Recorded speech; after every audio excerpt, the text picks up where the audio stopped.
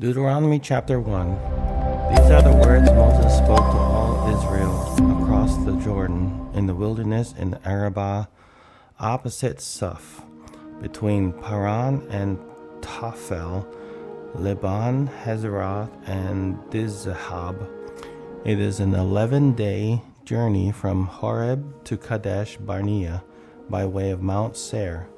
In the 40th year, in the 11th month, on the first of the month, Moses told the Israelites everything the Lord had commanded him to say to them. This was after he had defeated King Sihon of the Amorites, who lived in Heshbon, and King Og of Bashan, who lived in Ashtaroth at Edrei, across the Jordan in the land of Moab. Moses began to explain this law, saying, "The Lord our God spoke to us at Horeb. You have stayed at this mountain long enough. Resume your journey and go to the hill country of the Amorites and their neighbors in the Arabah, the hill country, the Judean foothills, the Negev, and the sea coast, to the land of the Canaanites, and to Lebanon, as far as the great river, the Euphrates River. See, I have set the land before you. Enter and take possession of the land the Lord swore to give to your ancestors, Abraham, Isaac, and Jacob, and their future descendants. I said to you at that time, I can't bear the responsibility for you on my own. The Lord your God has so multiplied you that today you are as numerous as the stars of the sky. May the Lord, the God of your ancestors, increase you 1,000 times more, and bless you as he promised you. But how can I bear your troubles, burdens, and disputes by myself? Appoint for yourselves wise, understanding, and respected men from each of your tribes, and I will make them your leaders." You replied to me, "What you propose to do is good." So I took the leaders of your tribes, wise and respected men, and set them over you as leaders, commanders for thousands, hundreds, fifties, and tens, and officers for your tribes. I command your judges at that time, hear the cases between your brothers, and judge it rightly between a man and his brother or his resident alien. Do not show partially when deciding a case. Listen to small and great alike. Do not be intimidated by anyone, for judgment belongs to God. Bring me any case too difficult for you, and I will hear it. At that time I command you about all the things you were to do. We then set out from Horeb and went across all the great and terrible wilderness you saw on the way to the hill country of the Amorites, just as the Lord our God had commanded us. When we reached Kadesh Barnea, I said to you, "You have reached the hill country of the Amorites, which the Lord our God is giving us. See, the Lord your God has set the land before you. Go up and take possession of it as the Lord, the God of your ancestors, has told you. Do not be afraid or discouraged." Then all of you approached me and said, "Let's send men ahead of us so that they may explore the land for us and bring us back a report about the route we should go up and the cities we will come to." The plan seemed good to me, so I selected 12 men from among you, 1 man for each tribe. They left and went up into the hill country and came to Eshcol Valley, scouting the land. They took some of the fruit from the land in their hands, carried it down to us, and brought us back a report. "The land the Lord our God is giving us is good, but you were not willing to go up. You rebelled against the command of the Lord your God. You grumbled in your tent and said, 'The Lord brought us out of the land of Egypt to hand us over to the Amorites in order to destroy us, because he hates us. Where can we go? Our brothers have made us lose heart, saying, the people are larger and taller than we are. The cities are large, fortified to the heavens. We also saw the descendants of the Anakim there.' So I said to you, don't be terrified or afraid of them. The Lord your God who goes before you will fight for you, just as you saw him do for you in Egypt. And you saw in the wilderness how the Lord your God carried you as a man carries his son all along the way you traveled until you reached this place. But in spite of this, you did not trust the Lord your God, who went before you on a journey to seek out a place for you to camp. He went in the fire by night and in the cloud by day to guide you on the road you were to travel. When the Lord heard your words, he grew angry and swore an oath. None of these men in this evil generation will see the good land I swore to give your ancestors, except Caleb the son of Jephunneh. He will see it, and I will give him and his descendants the land on which he has set foot, because he remained loyal to the Lord. The Lord was angry with me also because of you, and said, you will not enter there either. Joshua, son of Nun, who attends you, will enter it. Encourage him, for he will enable Israel to inherit it. Your children, who you said would be plundered, your sons who don't yet know good from evil, will enter there. I will give them the land, and they will take possession of it. But you are to turn back and head for the wilderness by way of the Red Sea. You answered me, we have sinned against the Lord. We will go up and fight just as the Lord our God commanded us. Then each of you put on his weapons of war, and thought it would be easy to go up into the hill country. But the Lord said to me, tell them, don't go up and fight, for I am not with you to keep you from being defeated by your enemies.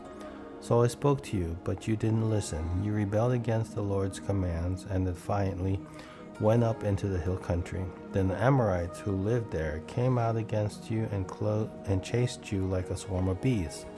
They routed you from Seir as far as Hormah. When you returned, you wept before the Lord, but he didn't listen to your requests or pay attention to you. For this reason you stayed in Kadesh as long as you did. Deuteronomy 2. When we turned back and headed for the wilderness by way of the Red Sea, as the Lord had told me, and we traveled around the hill country of Seir for many days, the Lord then said to me, you've been traveling around the hill country long enough. Turn north, command the people. You are about to travel through the territory of your brothers, the descendants of Esau,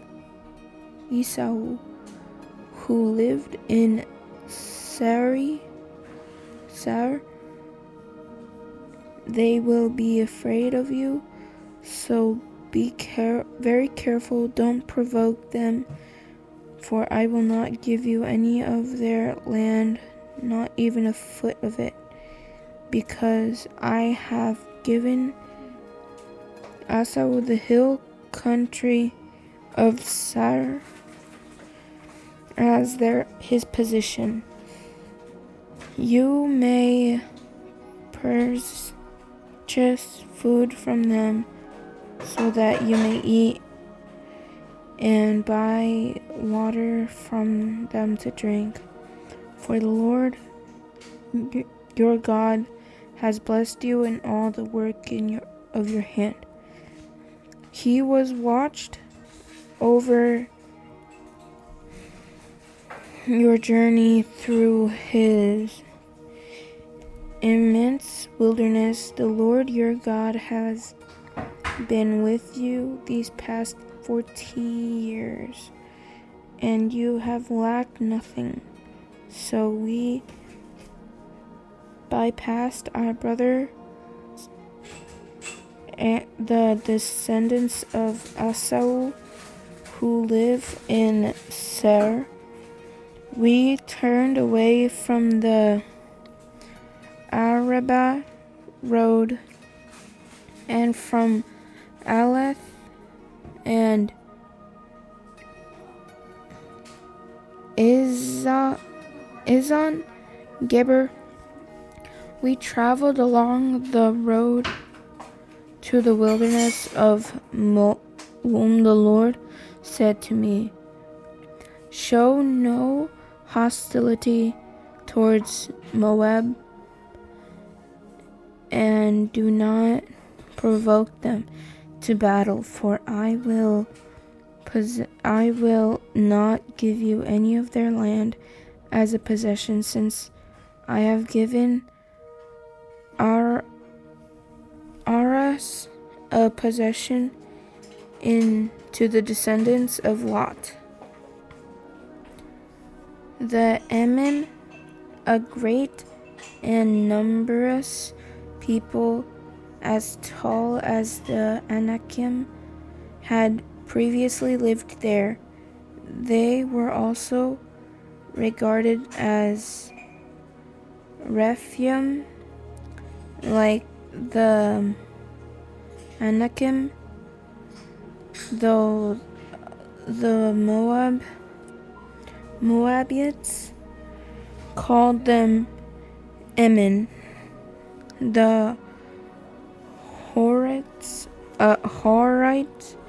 had previously lived in Seir, but the descendants of Esau drove them out, destroying them completely and settling in their place, just as Israel did in the land of its possession the Lord gave them. The Lord said, "Now get up and cross the Zered Valley." So we crossed the Zered Valley. The time we spent traveling from Kadesh Barney until we crossed the Zered Valley was 38 years, until the entire generation of fighting men have perished from the camp, as the Lord has sworn to them. Indeed, the Lord's hand was against them to eliminate them from the camp until they had all perished. When all the fighting men had died among the people, the Lord spoke to me. "Today you are going to cross the border of Moab at Ar. When you get close to the Ammonites, don't show any hostility to them or provoke them, for I will not give you any of the Ammonites' land as a possession. I have given it as a possession to the descendants of Lot. This too used to be regarded as the land of the Rephaim. The Rephaim lived there previously, though the Ammonites called them Zamzummim, a great and numerous people, tall as the Anakim. The Lord destroyed the Rephaim at the advance of the Ammonites, so that they drove them out and settled in their place. This was just as he had done for the descendants of Esau, who lived in Seir, when he destroyed the Horites before them. They drove them out and have lived in their place until now. The Caphrons, who came from Caphro, destroyed the Avites, who lived in the village as far as Gaza, and settled in their place. The Lord also said, "Get up, move out, and cross the Arnon Valley. See, I have handed the Amorites king Sihon of Heshbon and his land over to you. Begin to take possession of it. Engage him in battle. Today I will begin to put the fear and greed of you on the peoples everywhere. Under heaven, they will hear the report about you, trembling and be in agonies because of you." So I sent messengers with an offer of peace to the king Sihon of Heshbon from the wilderness to Kadmoth, saying, "Let us travel through your land. We will keep secretly to the highway. We will not turn to the right or the left. You can sell us food in exchange for silver so we may eat, and give us water for silver so we may drink. Only let us travel through on foot, just as the descendants of Esau who lived in Seir did for us." In the Moabites who lived in Ar until we crossed the Jordan into the land the Lord our God is giving us. But King Sihon had Heshbon would not let us travel through his land. For the Lord your God had made his spirit stubborn and his heart obstinate, in order to hand him over to you, as has now taken place. Then the Lord said to me, "See, I have begun to give Sihon and his land to you. Begin to take possession of it." So Sihon and his whole army came out against us for battle at Jaraz. The Lord our God handed him over to us, and we defeated him. His sons and his whole army at the time were captured, all his cities, and completely destroyed the people of every city, including the women and children. We left no survivors. We took only the livestock and the spoil from the city we captured as plunder for ourselves. There was no city that was inaccessible to us from Aroer on the rim of the Arnon Valley, along with the city in the valley, even as far as Gilhard. The Lord our God gave us everything to us, but you did not go near the Ammonites' land all along the bank of the Jabbok River, the city of the hill country, or any place that the Lord our God had forbidden. Deuteronomy 3. Then we turned and went up the road to Bashan, and King Og of Bashan came out against us with his whole army to do battle at Edrei. But the Lord said to me, "Do not fear him, for I have handed him over to you, along with his whole army and his land. Do to him as you did to King Sihon of the Amorites, who lived in Heshbon." So the Lord our God also handed over King Og of Bashan and his whole army to us.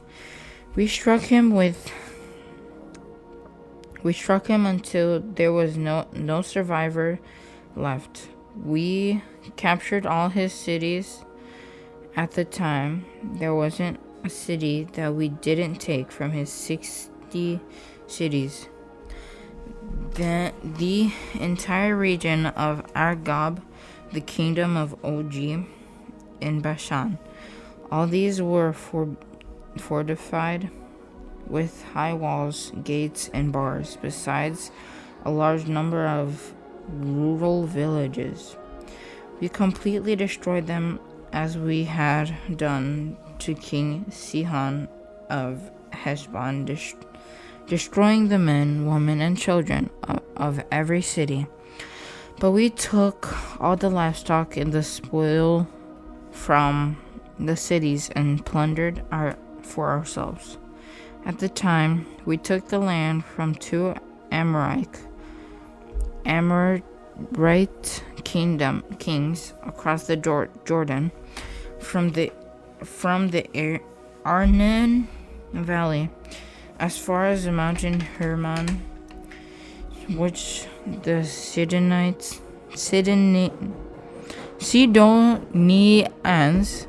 call Siron, but the Amorites call Senir, and the cities of the plateau, Gilead, and Bashan, as far as Silicah and Edrei, city of Og, kingdom in Bashan. Only King Og, or Zerg, of Bashan was left of the remnant of the Rephaim. His bed was made of iron. Isn't it Rabbah of the Ammonites? It is. It is 13.5 feet long and 6 feet wide by standard measure. At that time we took possession of this land. I gave the Reubenites and Gadites the area extending from Arior by the Aaron, valley and half the hill country of the Gilead along with the cities. I gave to half the tribe of Manasseh the rest of the Gilead, and all Bashan, the kingdom of Zerg, the entire region of Argob. The whole territory of Bashan used to be called the land of Rephaim. Jair, and descendant of Manasseh, took over the entire region in Argob as far as the border of the Geshuronites and Maacathites. He called Bashan by his own name, Jair's villages, as it is today. I gave Gilead to Machir, and gave him to the Reubenites and Gadites, the area extending from Gilead to the Aaron Valley. The middle of the valley was the border, and up the Jabbok River, the border with the Ammonites, the Arabah, and the Jordan. Also borders from the rest, as far as the sea of the Arabah, the Dead Sea under the slope Pisgah on the east. I commanded you at the time. The Lord your God has given you the land to possess. All your valiant men will cross over in the battle formation ahead of your brothers, the Israelites, but your wives, dependents, and livestock. I know that you have a lot of livestock will remain in the city I give you, until the Lord gives the rest of your brother as he has to you, and they also take possession of the land the Lord your God is giving them across the Jordan. Then each of you may return to his possession that I have given you. I command Joshua at that time. Your own eyes have seen everything the Lord your God has done to these two kings. The Lord will do the same to all the kingdoms you are about to enter. Don't be afraid of them, for the Lord your God fights for you.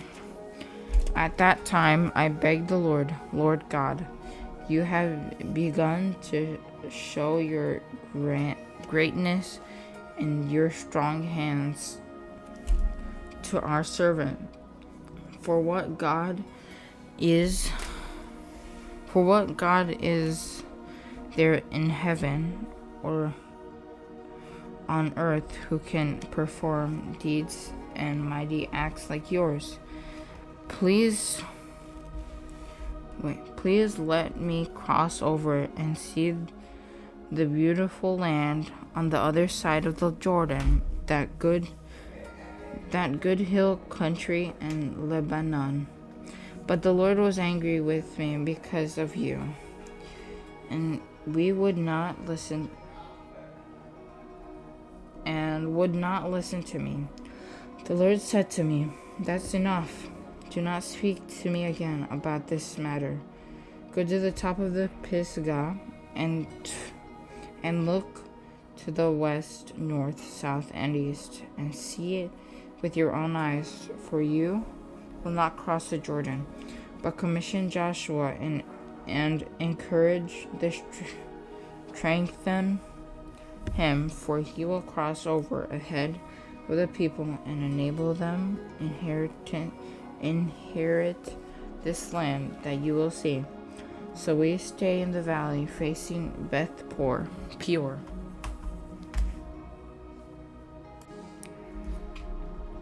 Deuteronomy chapter 4. Now Israel, listen to the statutes and ordinances that I am teaching you to follow, so that you may live, enter, and take possession of the land the Lord your God of your ancestors has given you. You must not add anything to what I command you, or take anything away from it, so that you may keep the commands of the Lord your God I am giving you.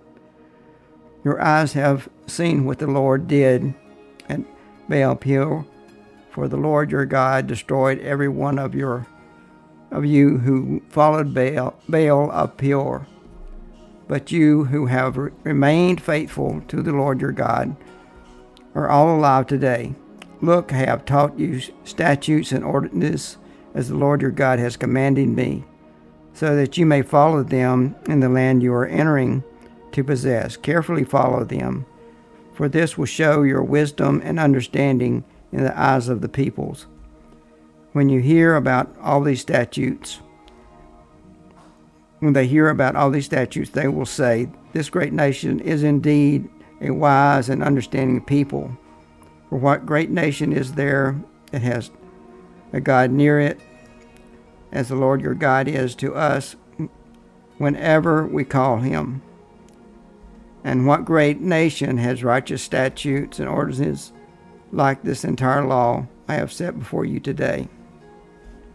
Only be on your guard and diligently watch yourselves, so that you don't forget the things your eyes have seen, and so that you don't slip from your mind as long as you live.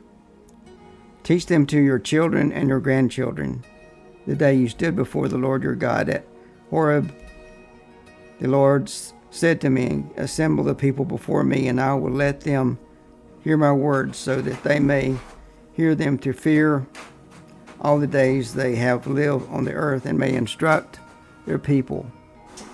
You came near and stood at the base of the mountain, a mountain blazing with fire into the heavens and enveloped in the totality black cloud.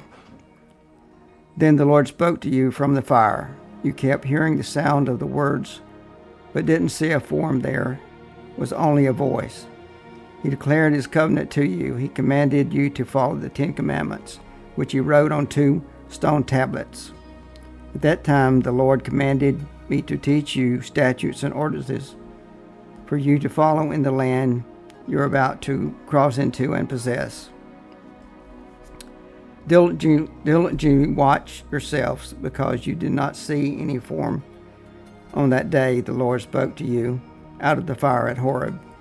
So you don't act corruptly and make idols for yourself in the shape of any figure, a male or female form, or any form of any animal on the earth, any winged creature that flies in the sky, any creature that crawls on the ground, or any fish in the waters under the earth. When you look to the heavens and see the sun, moons, and stars, all the stars in the skies, do not be led astray to bow and worship to them and serve them. The Lord your God has provided them for all people everywhere under the heaven.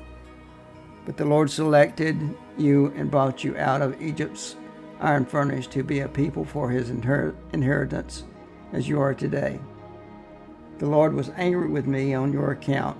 He swore that I would not cross the Jordan and enter the good land the Lord your God has given you as an inheritance. I won't be crossing the Jordan because I am going to die in this land. But you're about to cross over and take possession of this good land. Be careful not to forget the covenant of the Lord your God that he made with you, and make an idol for yourself in the shape of anything he has forbidden you. For the Lord your God is a consuming fire, a jealous God. When you have children and grandchildren and have been in the land a long time, if you act corruptly, make an idol in the form of anything, and do what is evil in the sight of the Lord your God, angering him, I call heaven and earth as witness against you today that you will quickly perish from the land you're about to cross the Jordan to possess. You will not live long there, but you will certainly be destroyed. The Lord will scatter you among the peoples, and you will be reduced to a few survivors among the nations where the Lord your God will drive you. There you will worship man-made gods of wood and stone, which cannot see, hear, eat, or smell. But from there you will search the Lord your God, and you will find him when you seek him with all your heart and all your soul. When you are in distress and all these things have happened to you, in the future you will return to your Lord your God and obey him. He will not leave you, destroy you, or forget the covenant with your ancestors that he swore to them by oath, because the Lord your God is a compassionate God. Indeed, ask about the earthly days that preceded you, from the day God created mankind on the earth and from one end of the heavens to the other. Has anything like this great event ever happened, or has anything like it been heard of?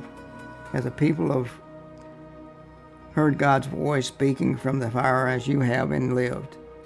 Or has a God attempted to go and take a nation as his own out of another nation by trials, signs, wonders, and war, by strong hand and an outstretched arm, by great terrors as the Lord your God did for you in Egypt before your eyes?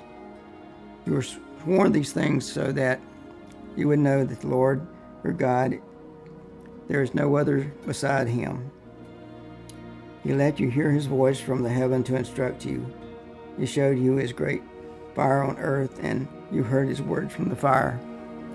Because he loved your ancestors and chose their descendants after them, and brought you out of Egypt by his presence and great power, to drive out before you nations greater and stronger than you, and bring you in and give you their land as inheritance, as is now taking place. Today you recognize and keep in mind that the Lord is God in heaven above and on earth below. There is no other. Keep his statutes and commands, which I have given you today, so that you and your children after you may prosper, and so that you may live long in the land the Lord your God has given you for all time. Then Moses set apart 3 cities across the Jordan to the east. Someone could flee there who committed manslaughter, killing his neighbor accidentally without previously hating him.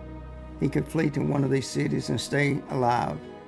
Bezar in the wilderness on the plateau land belonging to the Reubenites, Mammoth and Gilead belonging to the Gadites, or Golan in Bashan belonging to the Manassites. This is the law Moses gave to the Israelites. These are the decrees, statutes, and ordinances Moses proclaimed to them after they came out of Egypt across the Jordan into the valley facing Beth Peor in the land of King Sihon of the Amorites. He lived in Heshbon, and Moses and the Israelites defeated him after they came out of Egypt.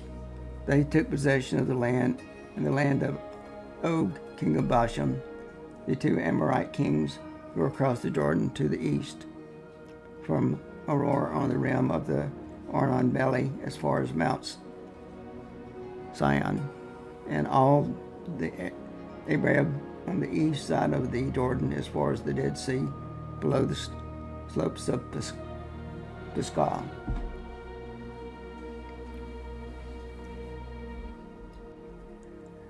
Deuteronomy chapter 5. Moses summoned all Israel and said to them, Israel, listen to the statutes and ordinances I am proclaiming as you hear them today. Learn and follow them carefully. The Lord our God made a covenant with us in Horeb.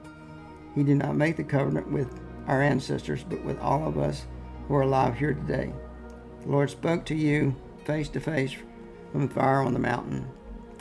At that time I was standing between the Lord and you to report the word of the Lord to you, because you were afraid of the fire and did not go up the mountain. And he said, I am the Lord your God, who brought you out of the land of Egypt, out of the place of slavery. Do not have other gods besides me. Do not make an idol for yourself in the shape of anything in the heavens above, or the earth below, or in the waters under the earth. Do not bow and worship to them, and do not serve them, because I, the Lord your God, am a jealous God, bringing the consequences of the father's iniquity on the children to the 3rd and the 4th generations of those who hate me, but showing faithful love to 1,000 generations of those who love me and keep my commands. Do not misuse the name of the Lord your God, because the Lord will not leave anyone unpunished who misuses his name. Be careful to remember the Sabbath day, to keep it holy as the Lord your God has commanded you. You are to labor 6 days and do all your work, but the 7th day is the Sabbath to the Lord your God. Do not do any work, you, your son or daughter, or the male or female slave, your ox or donkey, any of your livestock, or the resident alien who lives within your city gates, so that your male and female slaves may rest as you do. Remember that you were a slave in the land of Egypt, and the Lord your God brought you out of there with a strong hand and an outstretched arm. That is why the Lord your God has commanded you to keep the Sabbath day. Honor your father and your mother, as your Lord your God has commanded you, so that you may live long and so that you may prosper in the land the Lord your God has given you. Do not murder, do not commit adultery, do not steal, do not give dishonest testimony against your neighbor. Do not covet your neighbor's wife or desire your neighbor's house, his field, his male or female slave, his ox or donkey, or anything that belongs to your neighbor. The Lord spoke these commands in a loud voice to your entire assembly from the fire, cloud, and total darkness on the mountain. He added nothing more. He wrote them on 2 stone tablets and gave them to me. All of you approached me with your tribal leaders and elders when you heard the voice from the darkness and while the mountain was blazing in fire. You said, "Look, the Lord our God has shown us his glory and greatness, and we have heard his voice from the fire. Today we have seen the God speaks with a person, yet he still lives. But now, why should we die? This great fire will consume us, and we will die if we hear the voice of the Lord our God any longer. For who out of all humanity has heard the voice of the living God speaking from the fire as we have and lived? Go near and listen to everything the Lord our God says. Then you can tell us everything the Lord our God tells you. We will listen and obey. The Lord heard your words when you spoke to me. He said to me, I have heard the words that these people have spoken to you. Everything they have said is right. If only they had such heart to fear me and to keep all my commands always, so that they and their children would prosper forever. Go and tell them, return to your tents. But you stand here with me, and I will tell you every command, the statutes and ordinances you are to teach them, so that they may follow them in the land I am giving them to possess. Be careful to do as the Lord your God has commanded you. You are not to turn aside to the right or the left. Follow the whole instruction the Lord your God has commanded you, so that you may live, prosper, and have a long life in the land you will possess. Deuteronomy 6.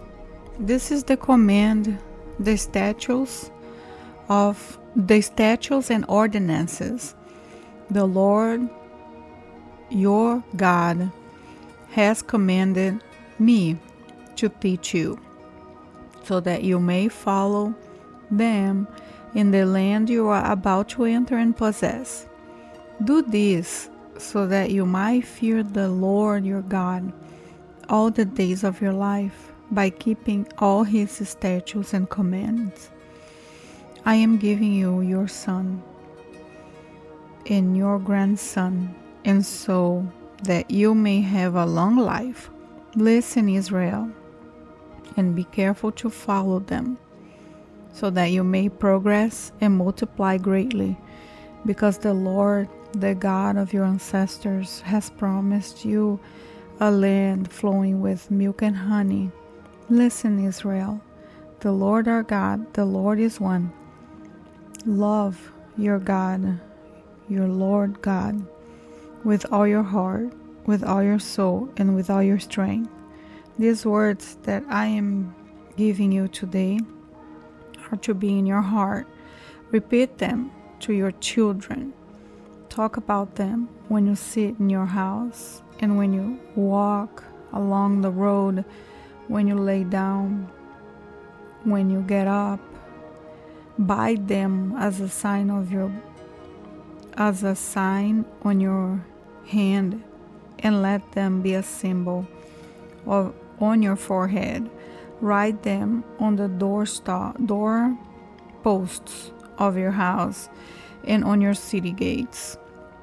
When the Lord your God brings you into the land he swore to your ancestors Abraham, Isaac, and Jacob that he would give you, a land with large and beautiful cities that you did not build, houses full of every good things that you did not fill them with, cisterns that you did not dig, and vineyards and olive groves that you did not plant. And when you eat and are satisfied, be careful not to forget the Lord who brought you out of the land of Egypt, out of the place of slavery. Fear the Lord your God, worship him, and take your oaths in his name. Do not follow other gods, the gods of the people around you, for the Lord your God, who is among you, is a jealous God. Otherwise, the Lord your God will become angry with you and obliterate you from the face of the earth. Do not test the Lord your God as you tested him at Massah. Carefully observe the commands of the Lord your God, the decrees and statutes he has commanded you. Do what is right and good in the Lord's sight, so that you might prosper, and so that you might enter the possess the good land the Lord your God swore to give you, your ancestors, by driving out all your enemies before you, as the Lord has said. When your sons ask you in the future, what's the meaning of the decrees, statutes, and ordinances the Lord our God has commanded you, tell him, we were slaves of Pharaoh in Egypt, but the Lord brought us out of Egypt with a strong hand before our eyes.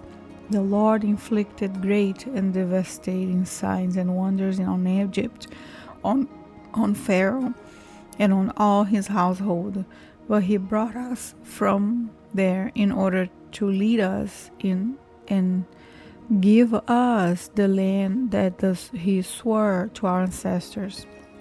The Lord commanded us to follow all these statutes and to fear the Lord our God for our prosperity, our ways, and for our preservation, as it is today. Righteousness will be ours if we are careful to follow every one of these commands before the Lord our God, as he has commanded us. Deuteronomy 7.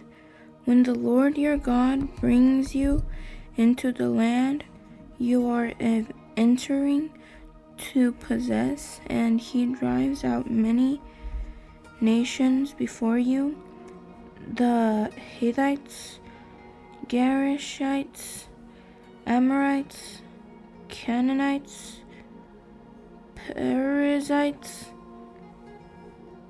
Hivites, and Jebusites, 7 nations more numerous and powerful than you. And when the Lord your God delivers them,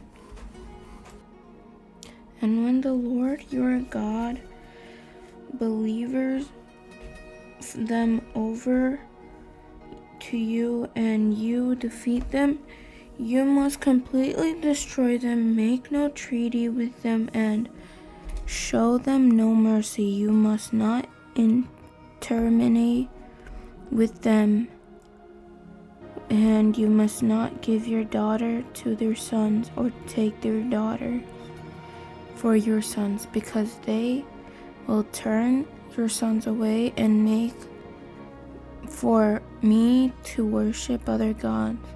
Then the Lord again angers will burn against you, and he will swiftly destroy you. Instead, this is what you are to do to them: tear down their altars, smash their sacred pillars, cut down their Asherah poles, and burn their carved images. For you are a holy people belonging to the Lord your God. The Lord your God has chosen you to be his own possession out of all the people on the face of the earth.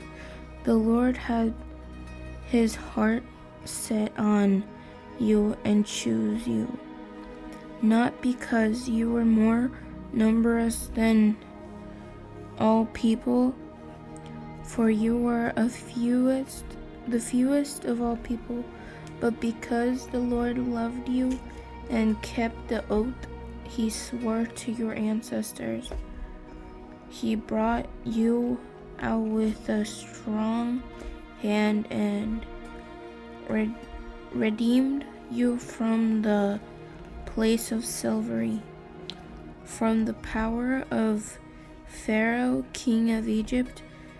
Know that the Lord your God is God, the faithfully God who keeps his gracious covenant loyalty for 1,000 generations with those who love him and keep his commandment. But he directly pays back and destroys those who hate him. He will not hesitate to pay back directly. The one who hates him, so keep the statutes and ordinance that I am giving you to follow today. If you listen and are careful to keep these ordinances, the Lord your God will keep his covenant loyalty with you, as he swore to your ancestors. He will love you, bless you, and multiply you. He will bless your offerings and the product of your land, your grain, new wine, and fresh oil, the young of your herd, and the newborn of your flock, in the land he swore you to your ancestors that he would give you. You will be blessed above all people. There will be no infertile male or female among you or your livestock, and the Lord will remove all sickness from you. He will not put on you all the terrible diseases of Egypt that you know about, but he will inflict them on all who hate you. You must destroy all the people that the Lord your God delivering over to you, and not look on them with pity. You do not worship their gods, for that will be a snare to you. If you say to yourself, these nations are greater than I, how can I drive them out?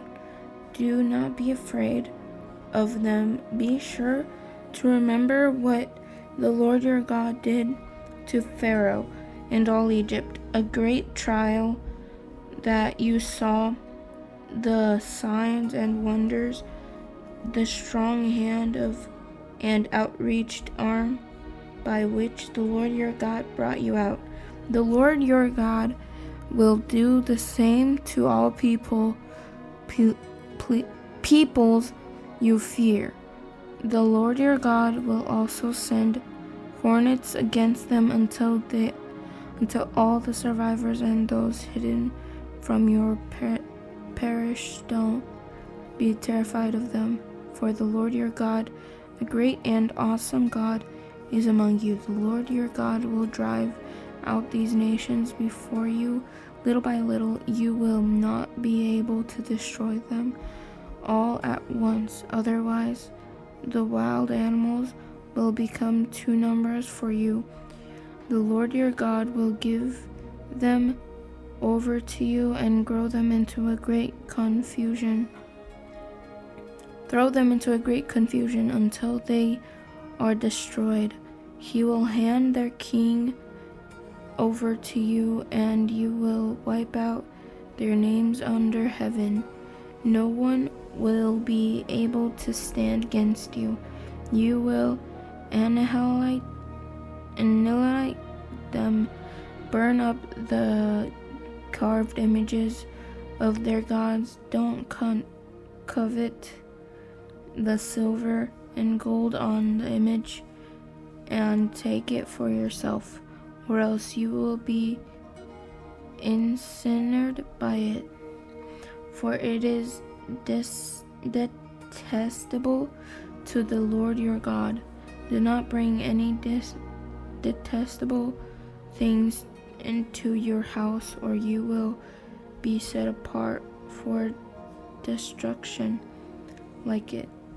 You are to abhor and detest it utterly, because it is set apart for destruction. Deuteronomy 8.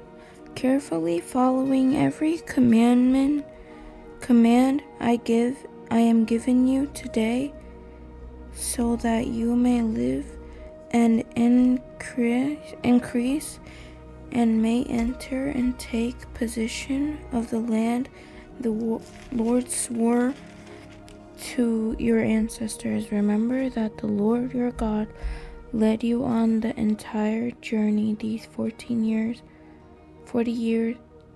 in the wilderness, so that he might humble you and test you to know what was in your heart, whether or not you would keep his commands.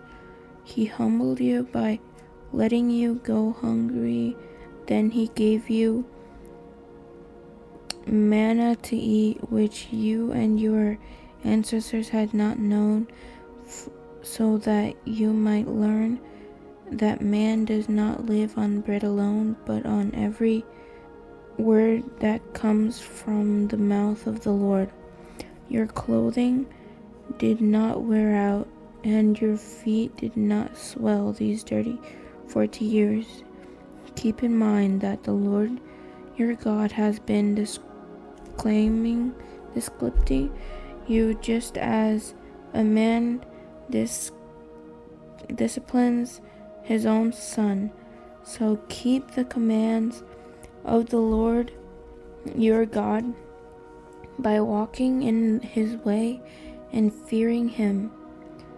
For the Lord your God is bringing you into a good land, a land with streams, springs, and deep water sources, flowing in both valleys and hills, a land of wheat, barley, vines, figs, and pomegranates, a land of olive oil and honey, a land where you will eat food without storage, where you will lack nothing, a land whose rocks are iron and from whose hills you will mine copper. When you eat and are full, you will bless the Lord your God for the good land he has given you. Be careful that you don't forget the Lord your God by failing to keep his commands, ordinances, and statutes that I am giving you today. When you eat and are full, and build beautiful houses to live in, and your herd and flocks grow large, and your silver and gold multiply, and everything else you have increases, be careful that your heart doesn't become proud and you forget the Lord your God, who brought you out of the land of Egypt, out of the place of slavery. He led you through the great and terrible wilderness with its poisonous snakes and scorpions, a thirsty land where there were no water. He brought water out of a flint rock for you. He fed you in the wilderness with manna, which your ancestors had not known, in order to humble and test you, so that in the end he might cause you to prosper. You may say to yourself, my power and my own abilities have gained this wealth for me. But remember that the Lord your God gives you the power to gain wealth in order to confirm his confidence he swore to your ancestors, as it is today. If you ever forget the Lord your God and follow other gods to serve them and bow in worship to them, I testify against you today that you will certainly perish like the nations the Lord is about to destroy before you. You will perish if you do not obey the Lord your God. Deuteronomy 9. Listen, Israel. Today you are about to cross the Jordan to enter and drive out nations greater and stronger than you, with larger cities fortified to the heavens. The people are strong and tall, and descendants of Anakim. You know about them, and you have heard it said about them. Who can stand up to the sons of Anak? But understand that today the Lord your God will cross over ahead of you as a consuming fire. He will devastate and subdue them before you. You will drive them out and destroy them swiftly, as the Lord has told you. When the Lord your God drives them out before you, do not say to yourself, the Lord brought me in to take possession of this land because of my righteousness. Instead, the Lord will drive out these nations before you because of their wickedness. You are not going to take possession of the land because of your righteousness or your integrity. Instead, the Lord your God will drive out the nations before you because of their wickedness, in order to fulfill the promise he swore to your ancestors Abraham, Isaac, and Jacob. Understand that the Lord your God is not giving you this good land to possess because of your righteousness, for you are a stiff-necked people. Remember and do not forget how you provoked the Lord your God in the wilderness. You have been rebelling against the Lord from the day you left the land of Egypt until you reached this place. You provoked the Lord at Horeb, and he was angry enough with you to destroy you. When I went up the mountain to receive the stone tablets and the tablets of the covenant the Lord made with you, I stayed on the mountain 40 days and 40 nights. I did not eat or drink water. On the day of the assembly, the Lord gave me the 2 stones tablets, inscribed by God's finger. The exact words were on them which the Lord spoke to you from the fire of the mountain. The Lord gave me the 2 stones tablets and the tablets of the covenant at the end of the 40 days and 40 nights. The Lord said to me, get up and go down immediately from here, for your people whom you brought out of Egypt have acted corruptly. They have quickly turned from the way that I commanded them. They have made a cast image for themselves. The Lord also said to me, I have seen these people, and indeed they are a stiff-necked people. Leave me alone, and I will destroy them and blot out their name under heaven. When I will make you into a nation stronger and more numerous than them. So I went back down the mountain while I was blazing with fire, and the 2 tablets of the covenant were in my hands. I saw how you had sinned against the Lord our God. You had made a calf image for yourselves. You had quickly turned from the way the Lord had commanded for you. So I took hold of the 2 tablets and threw them from my hands, shattering them before your eyes. I fell down like the first time in the presence of the Lord for 40 days and 40 nights. I did not eat or drink water because of all the sins you committed, doing what was evil in the Lord's sight and angering him. I was afraid of the fierce anger the Lord had directed against you, because he was about to destroy you. But again, the Lord listened to me on that occasion. The Lord was angry enough with Aaron to destroy him, but I prayed for Aaron at that time also. I took the sinful calf you had made and burned it. I crushed it thoroughly, grinding it to powder as fine as dust, and threw its dust into the stream that came down from the mountain. You continued to provoke the Lord at Taberah, Massah, and Kibroth Bahava. When the Lord sent you from Kadesh Barnea, he said, "Go up and possess the land I have given you." You rebelled against the command of the Lord your God. You did not believe and obey him. You have been rebelling against the Lord ever since I have known you. I fell down in the presence of the Lord 40 days and 40 nights because the Lord had threatened to destroy you.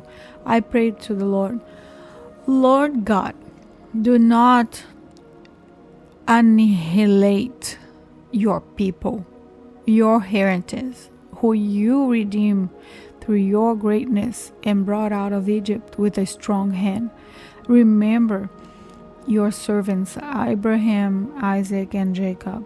Disregard this people's stubbornness on their weakness and sin. Otherwise, those in the land you brought us from will say, because the Lord was unable to bring them into the land he had promised them, and because he hated them, he brought them out to kill them in the wilderness. But they are your people, your inheritance, who you brought out by your great power and outstretched arm." Deuteronomy 10. The Lord said to me at that time, "Cut 2 stone tablets like the first ones and come to me at the mountain and make a wooden ark. I will write on the tablets the words that were on the first tablet you broke, and you are to place them in the ark." So I made an ark of acacia wood, cut 2 stone tablets like the first ones, and climbed the mountain with the 2 tablets in my hand.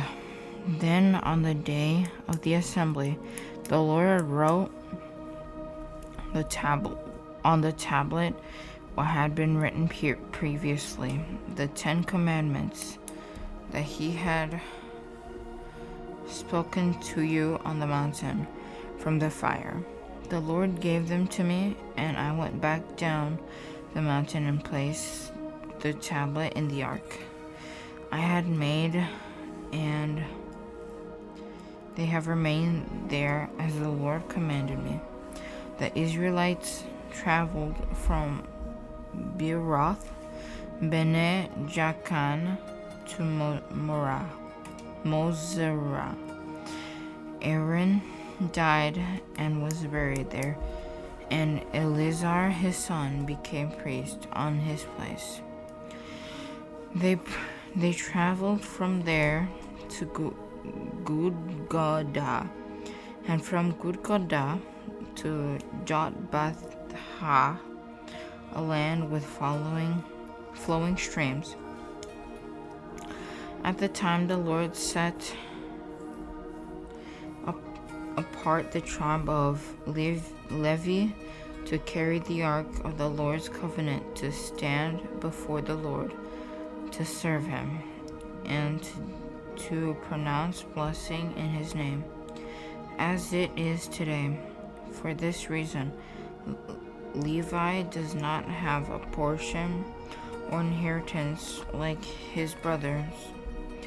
The Lord is his inheritance, as the Lord your God told him. I stayed on the mountain for 40 days and 40 nights like the first time. The Lord also listened to me. On this occasion, he agreed not to annihilate you.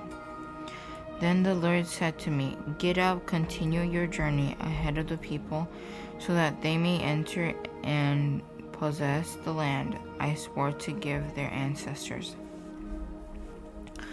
And now, Israel, what does the Lord your God ask of you except to fear the Lord your God by walking in all his ways, to love him, and to worship the Lord your God with all your heart and all your soul? Keep the Lord's command and status I'm giving you today for your own good.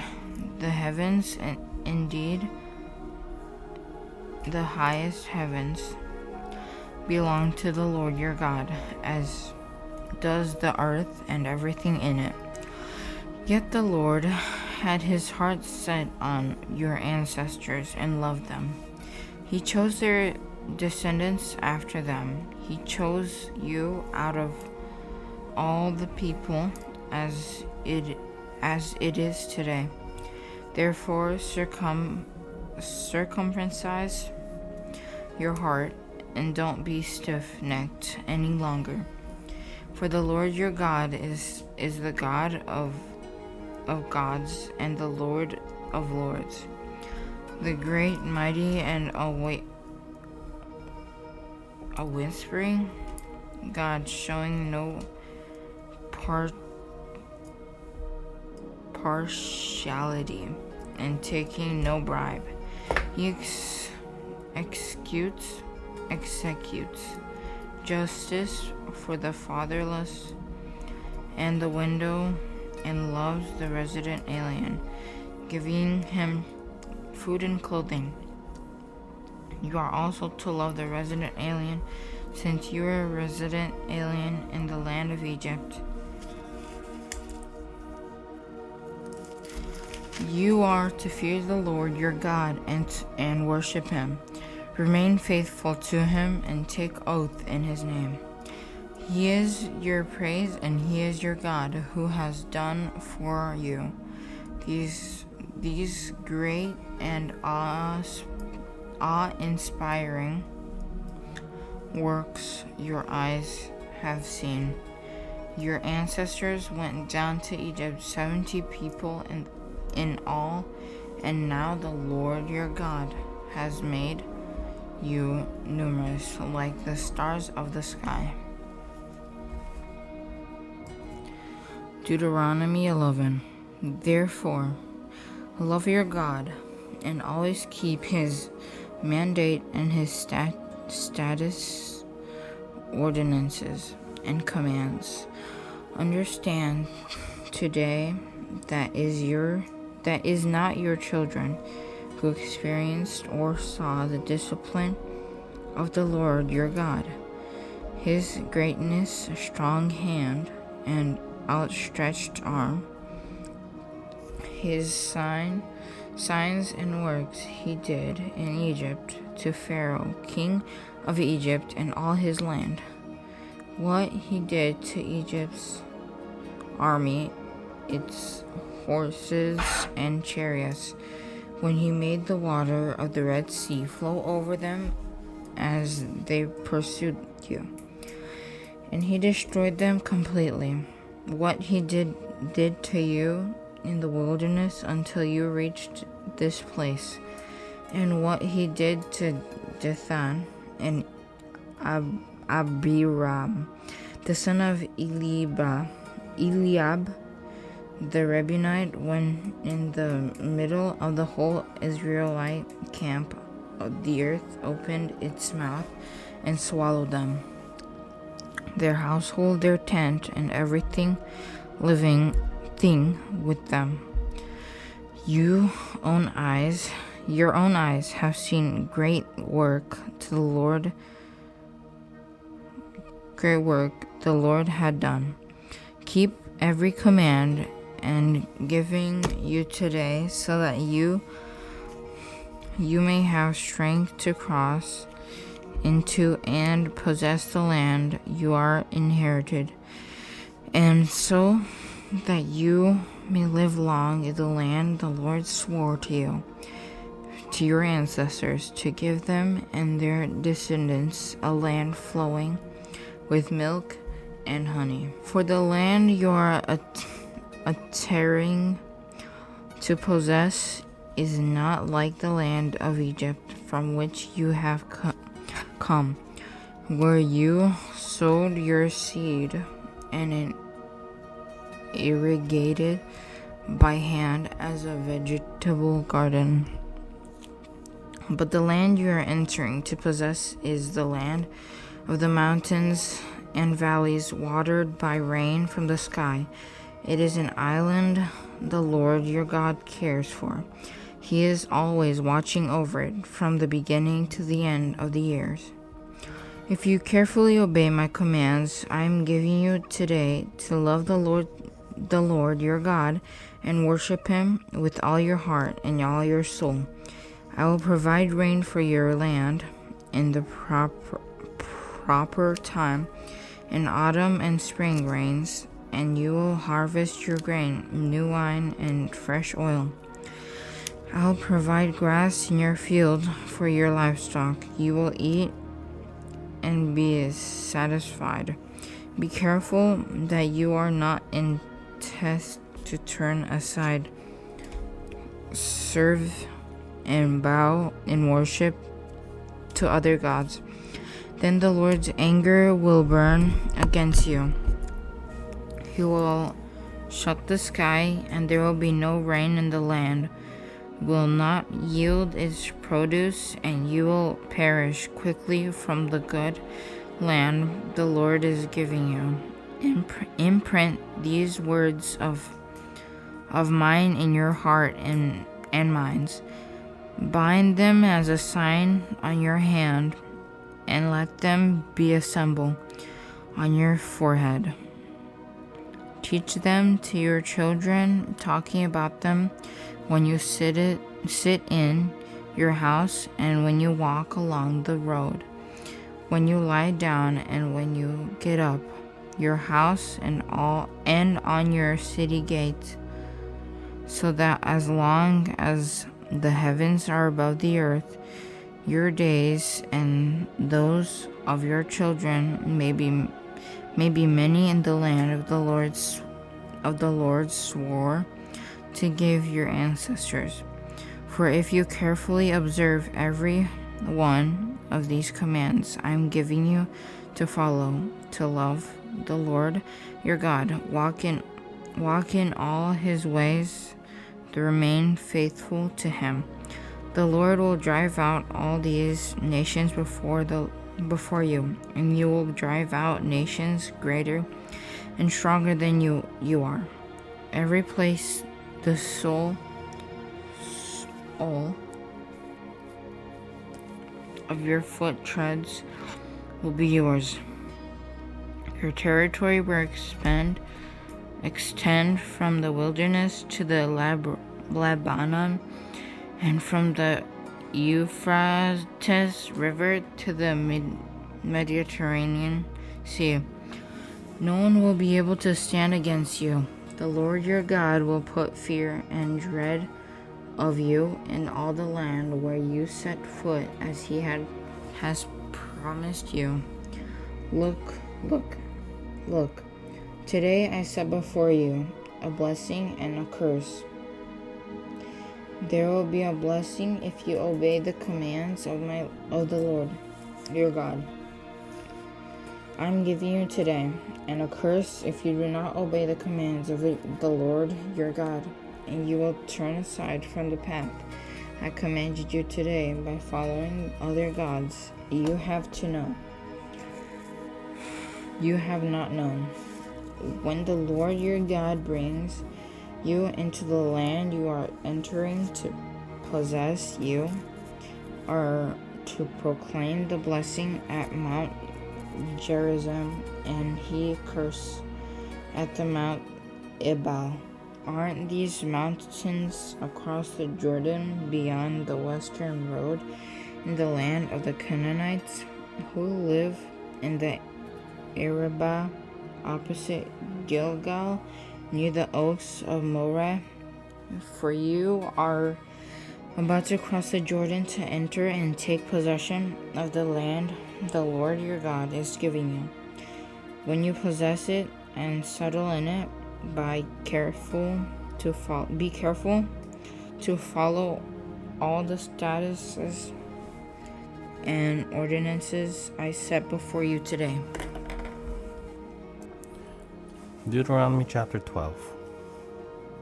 Be careful to follow these statutes and ordinances in the land that the Lord, the God of your ancestors, has given you, to possess all the days you live on the earth. Destroy completely all the places where the nations that you are driving out worship their gods, on the high mountains, on the hills, and under every green tree.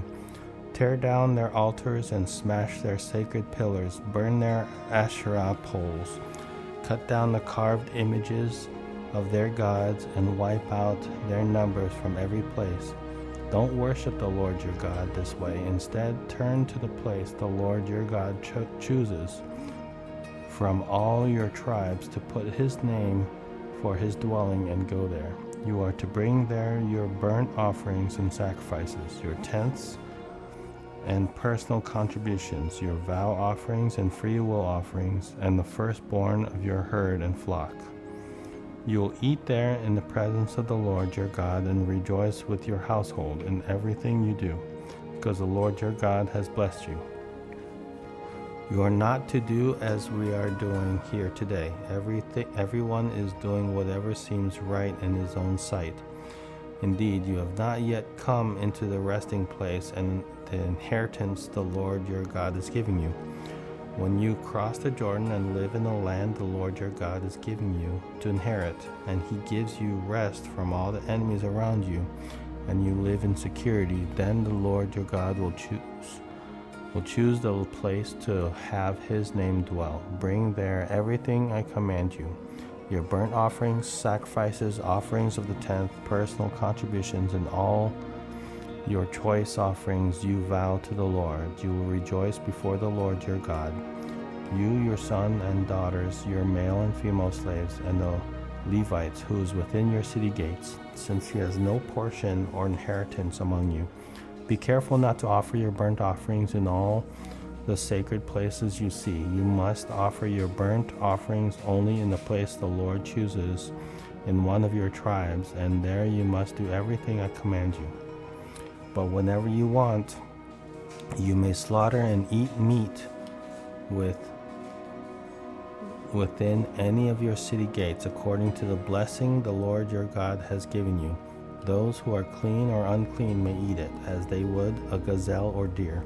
But you must not eat the blood. Pour it on the ground like water within your city gates. You may not eat the tenth of your grain, new wine or fresh oil, the firstborn of your herd of flock, any of your vow offerings that you pledge, your free will offerings, or your personal contributions. You are to eat them in the presence of the Lord your God at the place the Lord your God chooses you.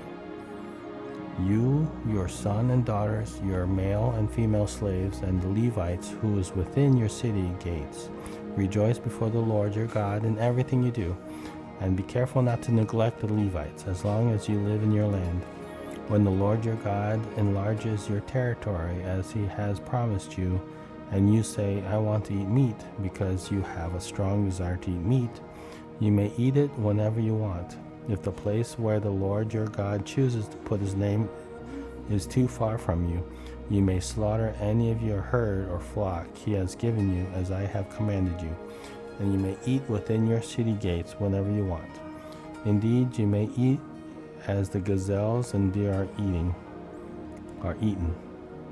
Both the clean and the unclean may eat it, but don't eat the blood, since the blood is the life, and you must not eat the life with the meat. Do not eat the blood. Pour it on the ground like water. Do not eat it, so that you and your children after you will prosper, because you will be doing what is right in the Lord's sight. But you are to take the holy offerings you have and your vow offerings and go to the place of Lord chooses. Present the meat and blood of your burnt offerings on the altar of the Lord your God. The blood of your other sacrifices is to be poured out because the altar of the Lord your God, but you may eat the meat. Be careful to obey all these things I command, so that you and your children after you may prosper forever, because you will be doing what is good and right in the sight of the Lord your God. When the Lord your God annihilates the nations before you, which you are entering to take possession of, and you drive them out and live in their land, be careful not to be ensnared by their ways after they have been destroyed before you. Do not inquire about their God, asking, how did these nations worship their gods? I'll also do the same. You must not do the same to the Lord your God, because they practice every detestable act, which the Lord hates for their gods. They even burnt their sons and daughters in the fire to their gods. Be careful to do everything I command you. Do not add anything to it or take anything away from it. Deuteronomy chapter 13. If a prophet or someone who has dreams arises among you and proclaims a sign or wonder to you, and that sign or wonder he has promised you comes about, but he says, let's follow other gods, which you have not known, and let's worship them. Do not listen to that prophet's words or to that dreamer, for the Lord your God is testing you to know whether you love the Lord your God with all your heart and all your soul. You must follow the Lord your God and fear him. You must keep his commands and listen to him. You must worship him and remain faithful to him.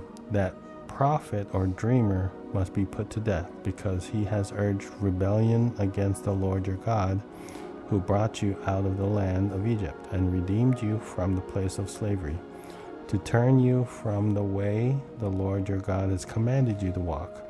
You must purge the evil from you. If your brother, the son of your mother, or your son or daughter, or the wife you embrace, or your closest friends secretly entice you, saying, let's go and worship other gods, which neither you nor your ancestors have known, any of the gods of the peoples around you, near you, or far from you, from one end of the earth to the other, do not yield to him or listen to him. Show him no pity, and do not spare him or shield him. Instead, be the first against him to put him to death, and then the hands of all the people. Stone him to death for trying to turn you away from the Lord your God, who brought you out of the land of Egypt, out of the place of slavery. All Israel will hear and be afraid, and they will no longer do anything evil like this among you. If you hear it said about one of your cities, and the Lord your God is giving you to live in, that wicked men have sprung up among you, led the inhabitants of their city astray, and said, let's go and worship other gods, which you have not known. You are to inquire, investigate, and interrogate thoroughly. If the report turns out to be true that this detestable act has been done among you, you must strike down the inhabitants of that city with the sword. Completely destroy everyone in it, and as well as its livestock with the sword. You are to gather all its spoils in the middle of the city square, and completely burn the city and all its spoils for the Lord your God. The city is to remain a mound of ruin forever. It is not to be rebuilt. Nothing set apart for destruction is to remain in your hands, so that the Lord will turn from his burning anger and grant you mercy. Show your compassion and multiply you as he swore to your ancestors. This will occur if you obey the Lord your God, keeping all his commands I am giving you today, doing what is right in the sight of the Lord your God.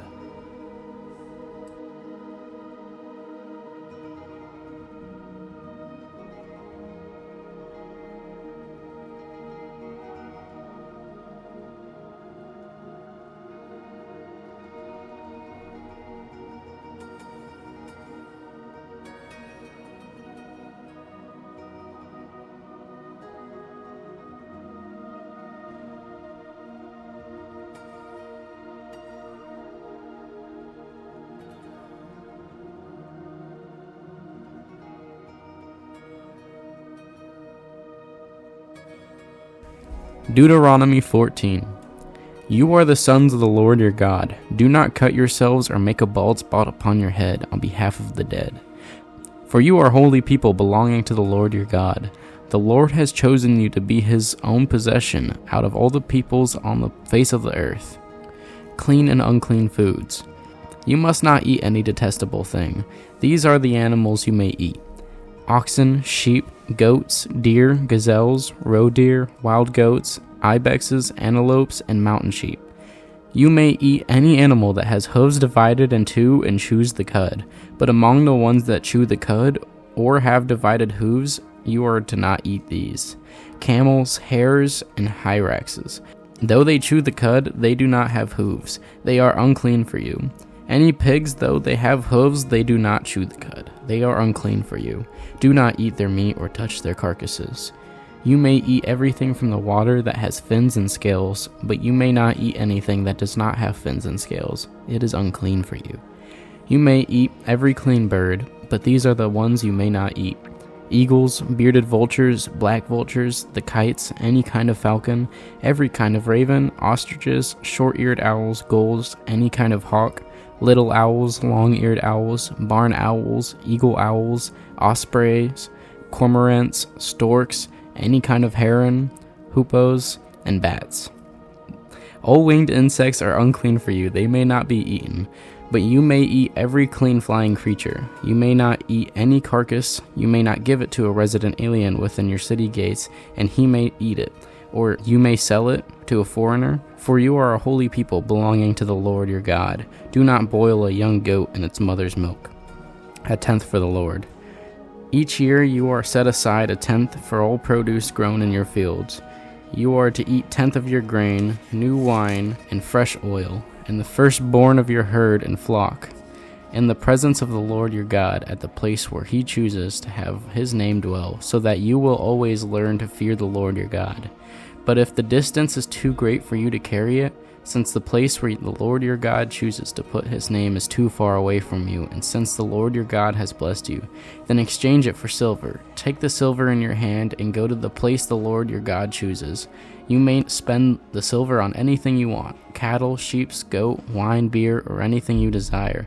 You are to feast there in the presence of the Lord your God and rejoice with your family. Do not neglect the Levite within your city gates, since he has no portion or inheritance among you. At the end of the 3 years, bring a tenth of all your produce for that year and store it within your city gates. Then the Levite who has no portions or inheritance among you, the resident alien, the fatherless, and the widow within your city gates may come eat and be satisfied. And the Lord your God will bless you in all the work of your hands that you do. Deuteronomy 15. At the end of every 70 years you must cancel debt. This is how to cancel debt. Every creditor is to cancel what he has lent his neighbors. He is not to collect anything from his neighbors or brothers, because the Lord release of the debt has been proclaimed. You may collect something from a foreigner, but you must forgive whatever your brother owes you.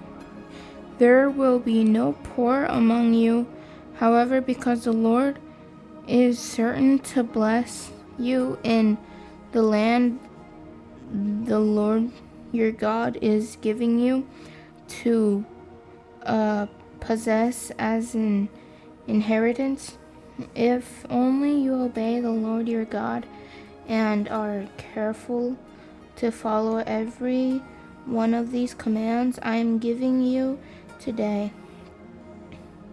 When the Lord your God blesses you as he has promised you, you will lend to many nations but not borrow. You will rule many nations but they will not rule you. If there is a poor person among you, one is your brother within any of your city gates in the land the Lord your God is giving you, do not be hard-hearted or tight-fisted towards your poor brother. Instead, you are to open your hand to him and freely loan him enough for whatever need he has. Be careful that there isn't this wicked thought in your heart. The 17th year, the year of canceling debt, is near, and you are stingy towards your poor brother and gave him nothing. He will cry out to the Lord against you, and you will be guilty.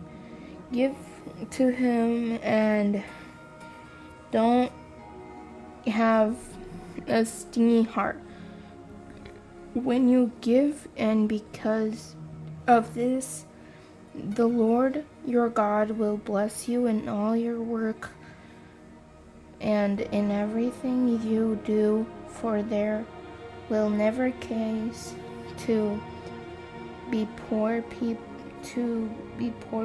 in the land.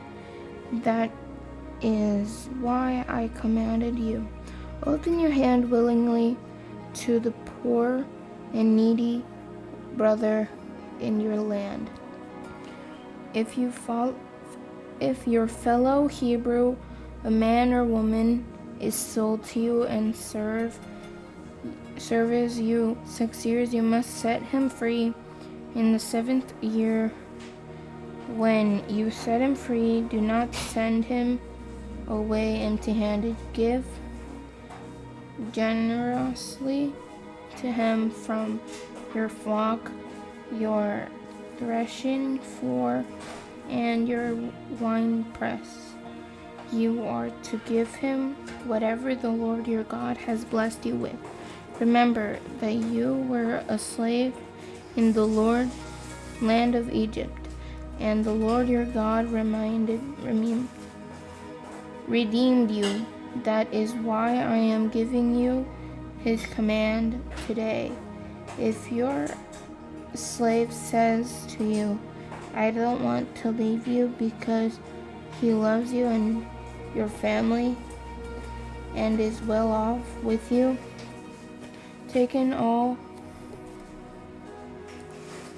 and pierce through his ear into the door, and he will become your slave for life. Also, treat your female slave the same way. Do not regard it as a hardship when you set him free, because he worked for you.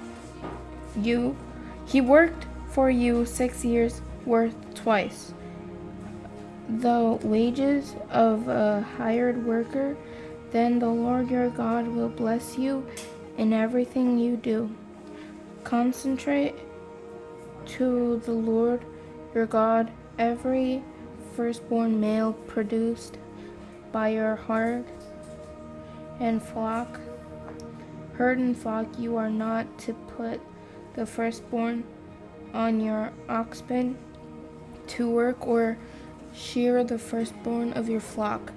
Each year you and your family are to eat it before the Lord your God is in the place the Lord chooses.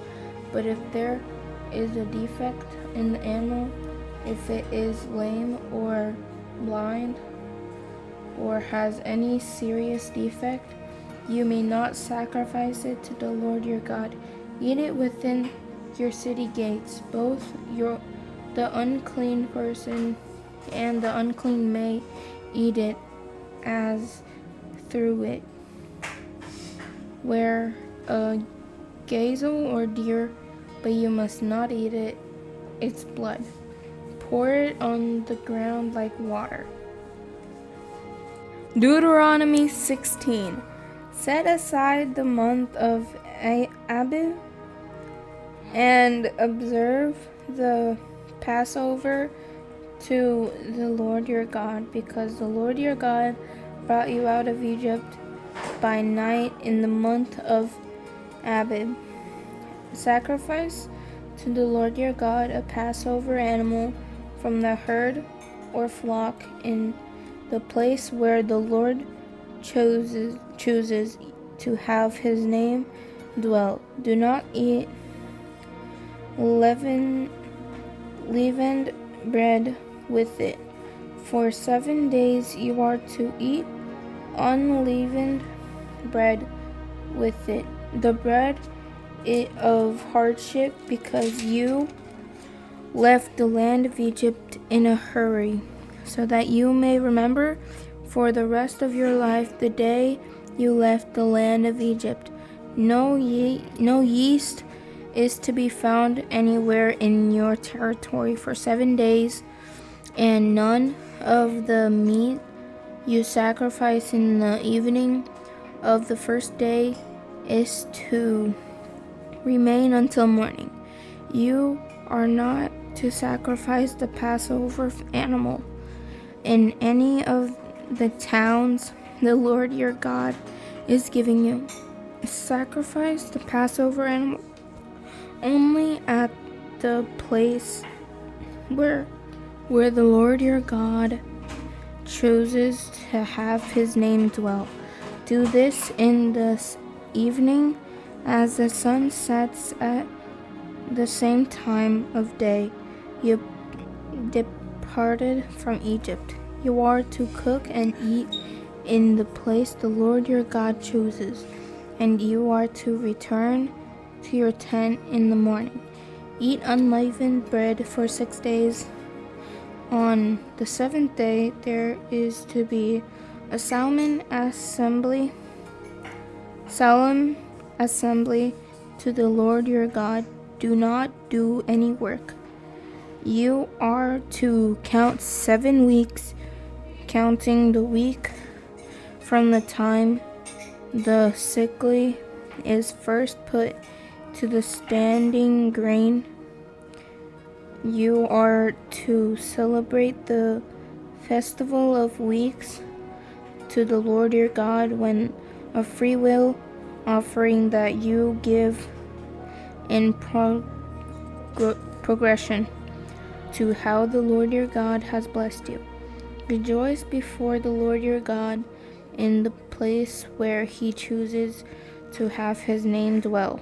You, your son and daughter, your male and female slave, the Levites within your city gates, as well as the resident alien, the fatherless, and the widow among you.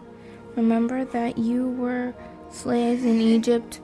Carefully follow these statutes.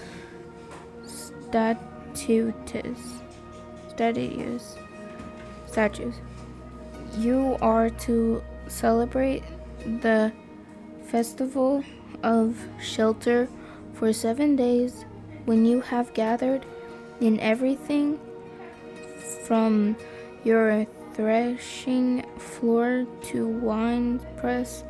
Rejoice during your festival, you, your son and daughter, your male and female slaves, as well as the Levites, in the resident alien, the fatherless, and the widow within your city gates. You are to hold a 7-day festival for the Lord your God in the place he chooses, because the Lord your God will bless you in all your products and in all the work of your hand, and you will have abundant joy. All your males are to appear 3 times a year, therefore, before the Lord your God, in a place he chooses. At the festival of unleavened bread, the festival of weeks, and the festival of shelter, no one is to appear before the Lord empty-handed. Everyone must appear with a gift suited for his means, according to the blessing the Lord your God has given you. Appoint judges and officials for your tribes in all your towns, and the Lord your God is giving you. They are to judge the people with righteous judgment. Do not deny justice or show personally to anyone. Do not accept a bribe, for it blinds the eyes of the wise and twisted the words of the righteous. Pursue justice and justice alone, so that you will live and possess the land the Lord your God is giving you. Deuteronomy 17. Do not sacrifice to the Lord your God an ox or sheep with a defect or any serious flaw, for that is detestable to the Lord your God. If a man or woman among you in one of your town that the Lord your God will give you, and is discovered doing evil or in sight of the Lord your God, and violating his covenant, and has gone to serve other gods by bowing and worshiping to the sun, moon, or all the stars in the sky, which I have forbidden, and if you are told to or hear about it, then investigate it thoroughly. If the report turns out to be true, that this detestable act has been done in Israel, you are to bring out to your city gates that man or woman who has done this evil thing, and stone them to death. Then one condemned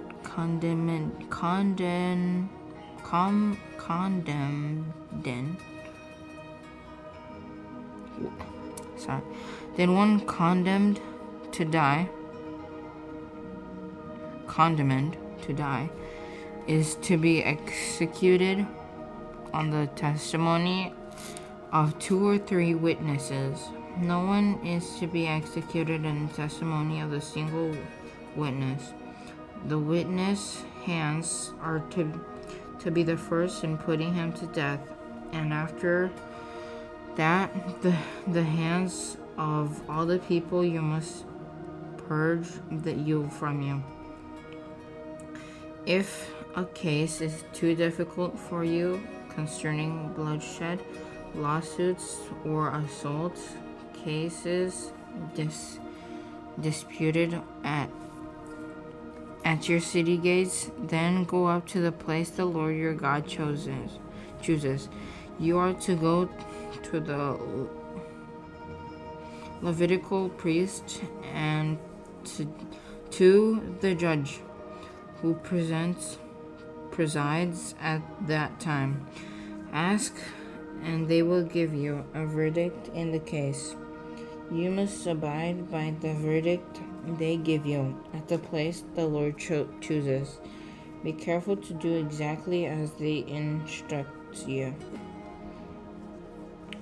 You must abide by the instructions they give you and the verdict they announce to you. Do not turn to the right or the left from the decisions they declare to you. The person who acts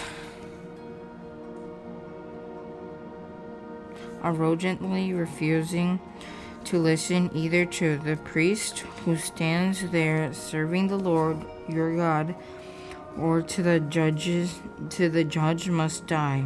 You must purge the evil from Israel. Then all the people will fear about it and be afraid and no longer behave arrogantly. When you enter the land the Lord your God is giving you, you take possession of it, live in it, and say,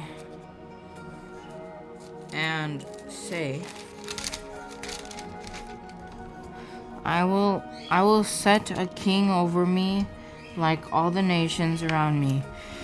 You are to appoint over you the king the Lord your God chose. Appoint a king from your brothers. You are not to set a foreigner over you, or no one is not of your people. However, he must not acquire many horses for himself, or send the people back to Egypt to acquire many horses. For the Lord has told you, you are never to go back that way again. He must not acquire many wives for himself, so that his heart won't go astray. He must not acquire very large amounts of silver and gold for himself. When he is seated on his loyal throne, he is to write a copy of this instruction for himself on a scroll in the presence of the Levitical priest. It is to remain with him, and he is to read from it at all the days of his life, so that he may learn to fear the Lord his God, to observe all the words of his instructions, and to do these statutes. Then his heart will not be exalted above his countrymen. He will not turn from this command to the right or the left, and he and his sons will continue reigning many years in Israel. Deuteronomy 18. The Levitical priests, the whole tribe of Levi, will have no position or inheritance with Israel. They will eat the Lord's food offerings. That is their inheritance. Although Levi has no inheritance among his brothers, the Lord is his inheritance, as he promised him. This is the priest's share from the people who offers a sacrifice, whether it is an ox, a sheep, or a goat. The priests are to be given the shoulder, jaw, and the stomach. You are to give him first fruits of your grain, new wine and fresh oil, and the first sheared wool of your flock. For the Lord's son from all your tribes to stand and minister in his name from now on. When a Levite leaves one of your towns in Israel, where he was staying, and wants to go to the place the Lord chose, he may serve in the name of the Lord his God, like all his fellow Levites who minister there in the presence of the Lord. They will eat equal portion besides what he has received from the sale of the family estate. When you enter the land the Lord your God is giving you, do not imitate the detestable custom of those nations. No one among you is to sacrifice his son or daughter in the fire. Practice divination, tell fortunes, interpret omens, practice sorcery, cast spell, consult a medium or spirits, or inquire of the dead. Everyone who does these acts is detestable to the Lord, and the Lord your God is driving out these detestable acts. You must be blameless before the Lord your God. Though these nations you are about to drive out listen to fortune tellers and diviners, the Lord your God has not permitted you to do this. The Lord your God will raise up for you a prophet like me from among your own brothers. You must listen to him. This is what you requested from the Lord your God at Horeb on the day of the assembly, when you said, "Let us not continue to hear the voice of the Lord our God, or see this great fire any longer, so that we will not die." Then the Lord said to me, "They have spoken well. I will raise up for them a prophet like you from among their brothers. I will put my words in his mouth, and he will tell them everything I command him. I will hold accountable whoever does not listen to my words that he speaks in my name. But the prophet who presumes to speak a message in my name that I have not commanded him to speak, or who speaks in my name of other gods, that prophet must die." You may say to yourself, "How can we recognize a message the Lord has not spoken?"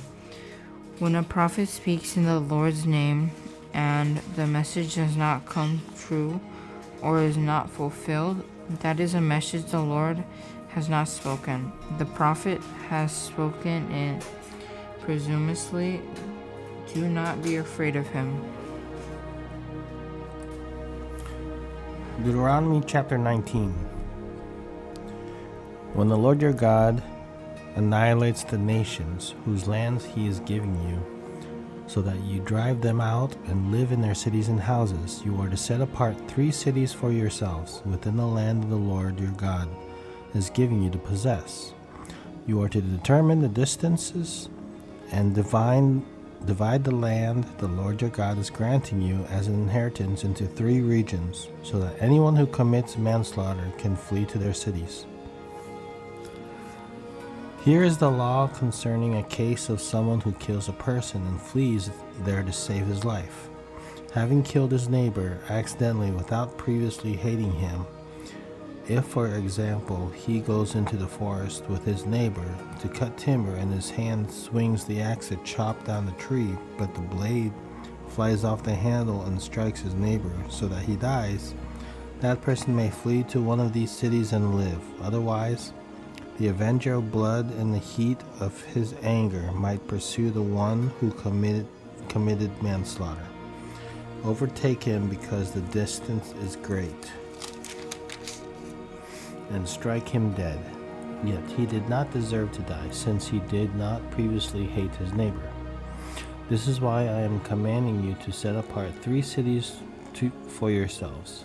If the Lord your God enlarges your territory as he swore to your ancestors and gives you all the land he promised to give them, provided you keep every one of these commands I am giving you today and follow them, loving the Lord your God and walking in his way at all times. You are to add 3 more cities to these 3. In this way, innocent blood will not be shed, and you will not become guilty of bloodshed in the land of the Lord your God has given you as an inheritance. But if someone hates his neighbor, lies in ambush for him, attacks him and strikes him fatally, and flees to one of these cities, the elder of his city are to send for him. Take him from there and hand him over to the avenger of blood, and he will die. Do not look on him with pity, but purge from Israel the guilt of shedding innocent blood, and you will prosper. Do not move your neighbor's boundary markers, established at the start in the inheritance you will receive in the land the Lord your God is giving you to possess.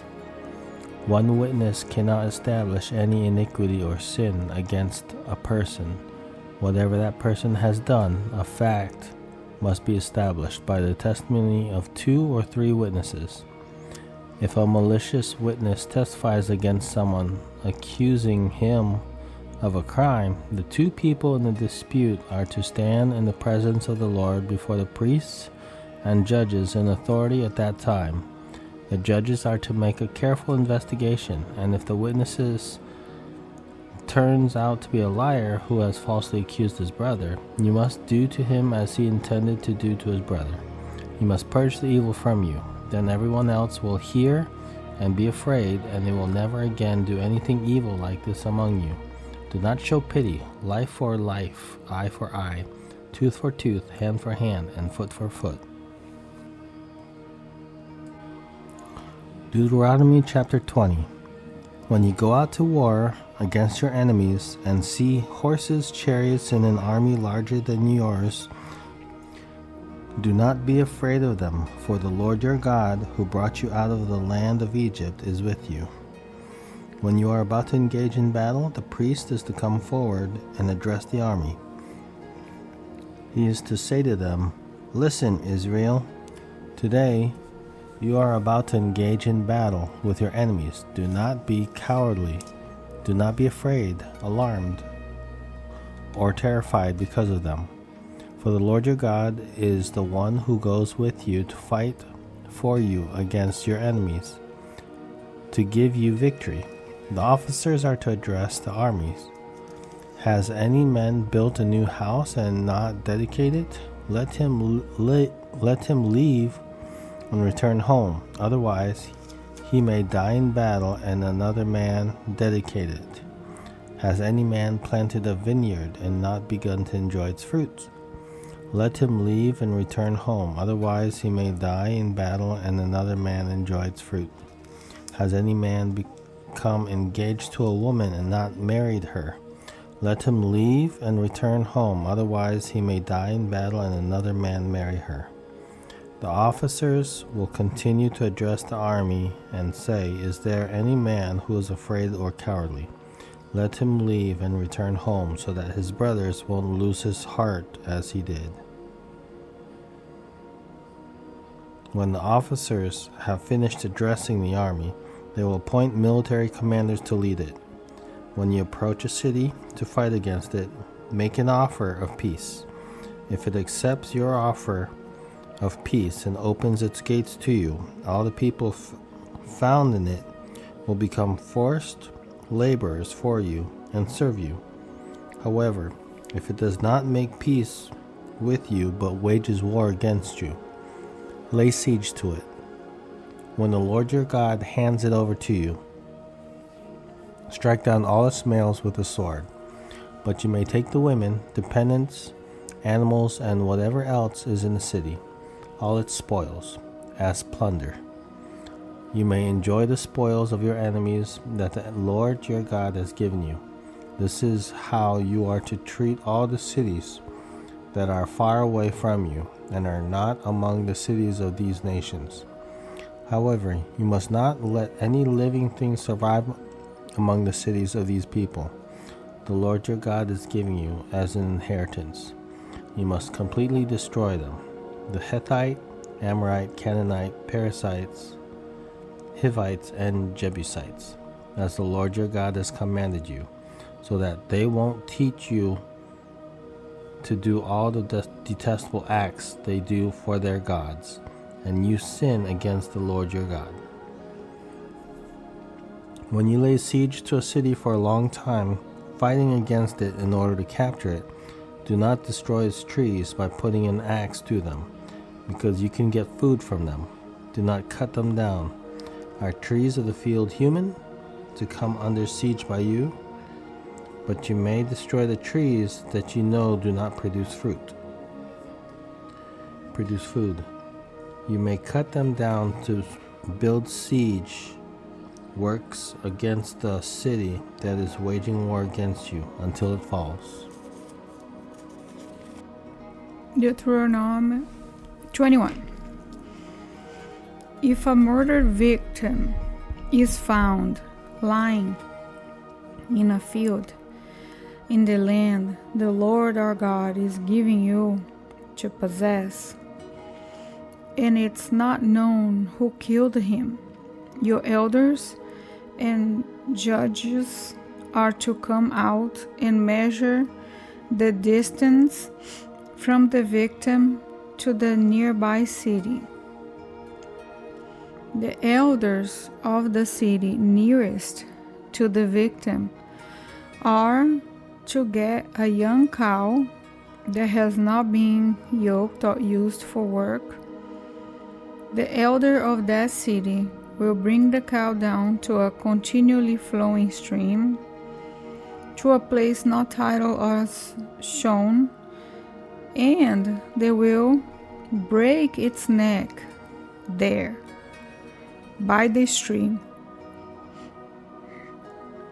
Then the priests, the sons of Levi, will come forward, for the Lord our God has chosen them to serve him and pronounce blessings in his name. And they are to give a ruling in every dispute and case of assault. All the elders of the city nearest to the victim will wash their hands by the stream over the young cow whose neck has been broken. They will declare, "Our hands did not shed this blood, our eyes did not see it. Lord, wipe away the guilt of your people, Israel, whom you redeemed, and do not hold the shedding of innocent blood against them."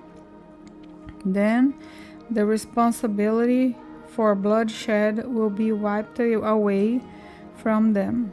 You must purge from yourselves the guilt of shedding innocent blood, for you will be doing what's right in the Lord's sight. When you go to war against your enemies, and the Lord your God hands them over to you, and you take some of them prisoner, and if you see a beautiful woman among the captives, desire her and want to take her as your wife, you are to bring her into your house. She is to shave her head, trim her nails, remove her clothes, the clothes she was wearing when she was taken prisoner, live in your house and mourn for her father and mother a full month. After that, you might have sexual relations with her and be her husband, and she will be your wife. Then, if you are not satisfied with her, you are to let her go where she wants, but you must not sell her or treat her as merchandise, because you have mutilated her. If a man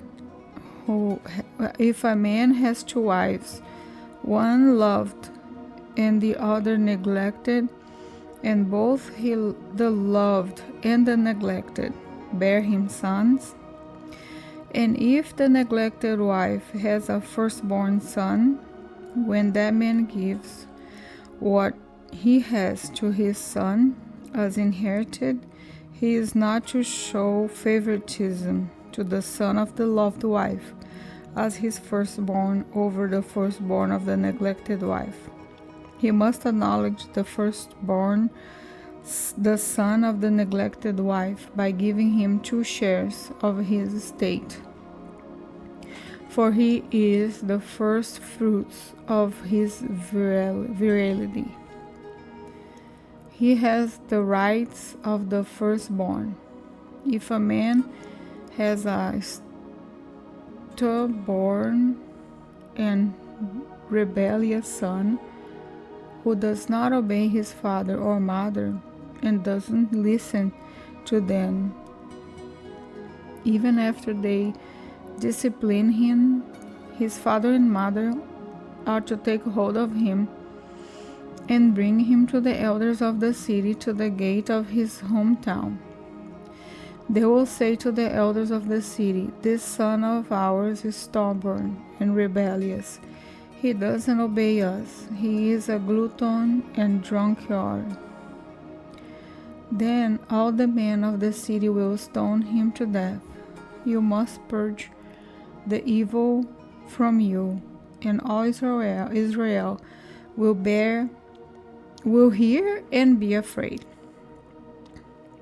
If anyone is found guilty of an offense deserving the death penalty, and he is executed, and you hang his body on a tree, you are not to leave his corpse on the tree overnight, but are to bury him that day.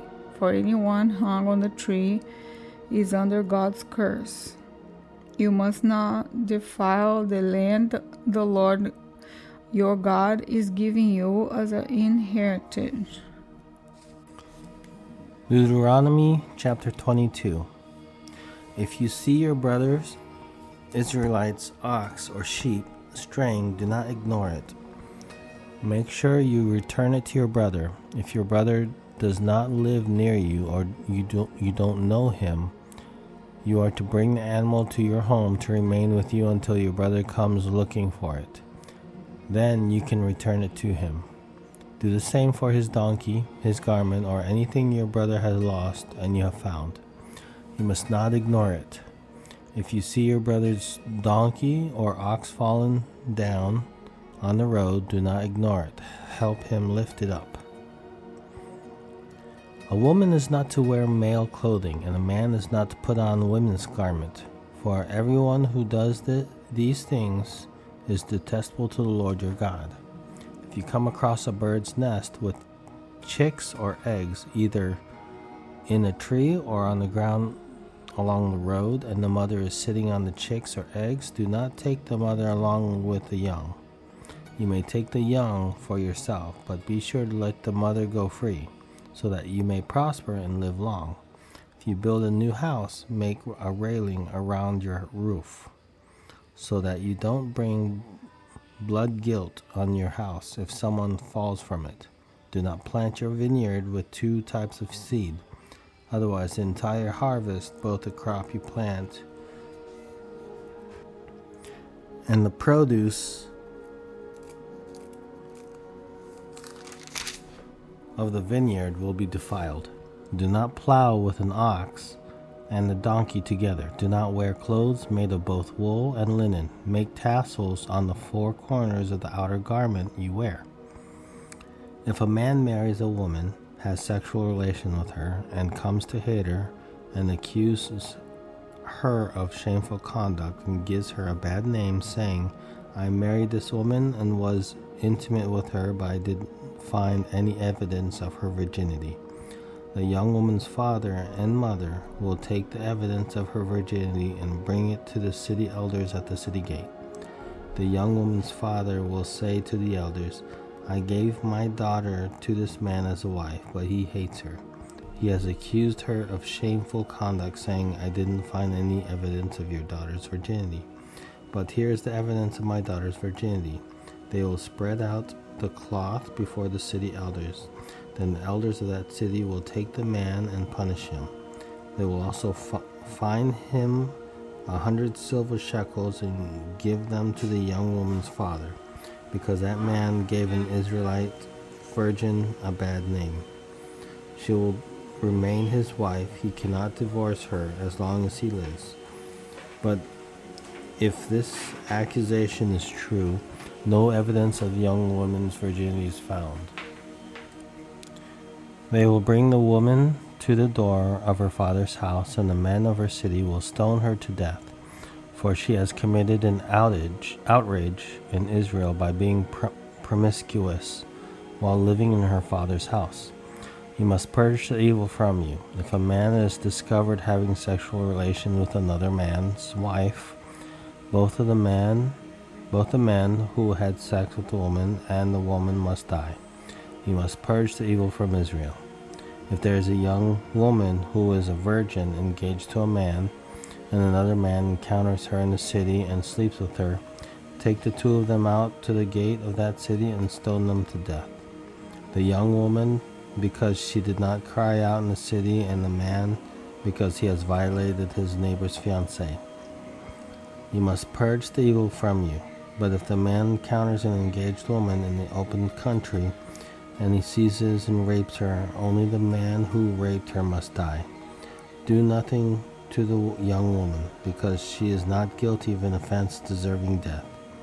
This case is just like one in which a man attacks his neighbor and murders him.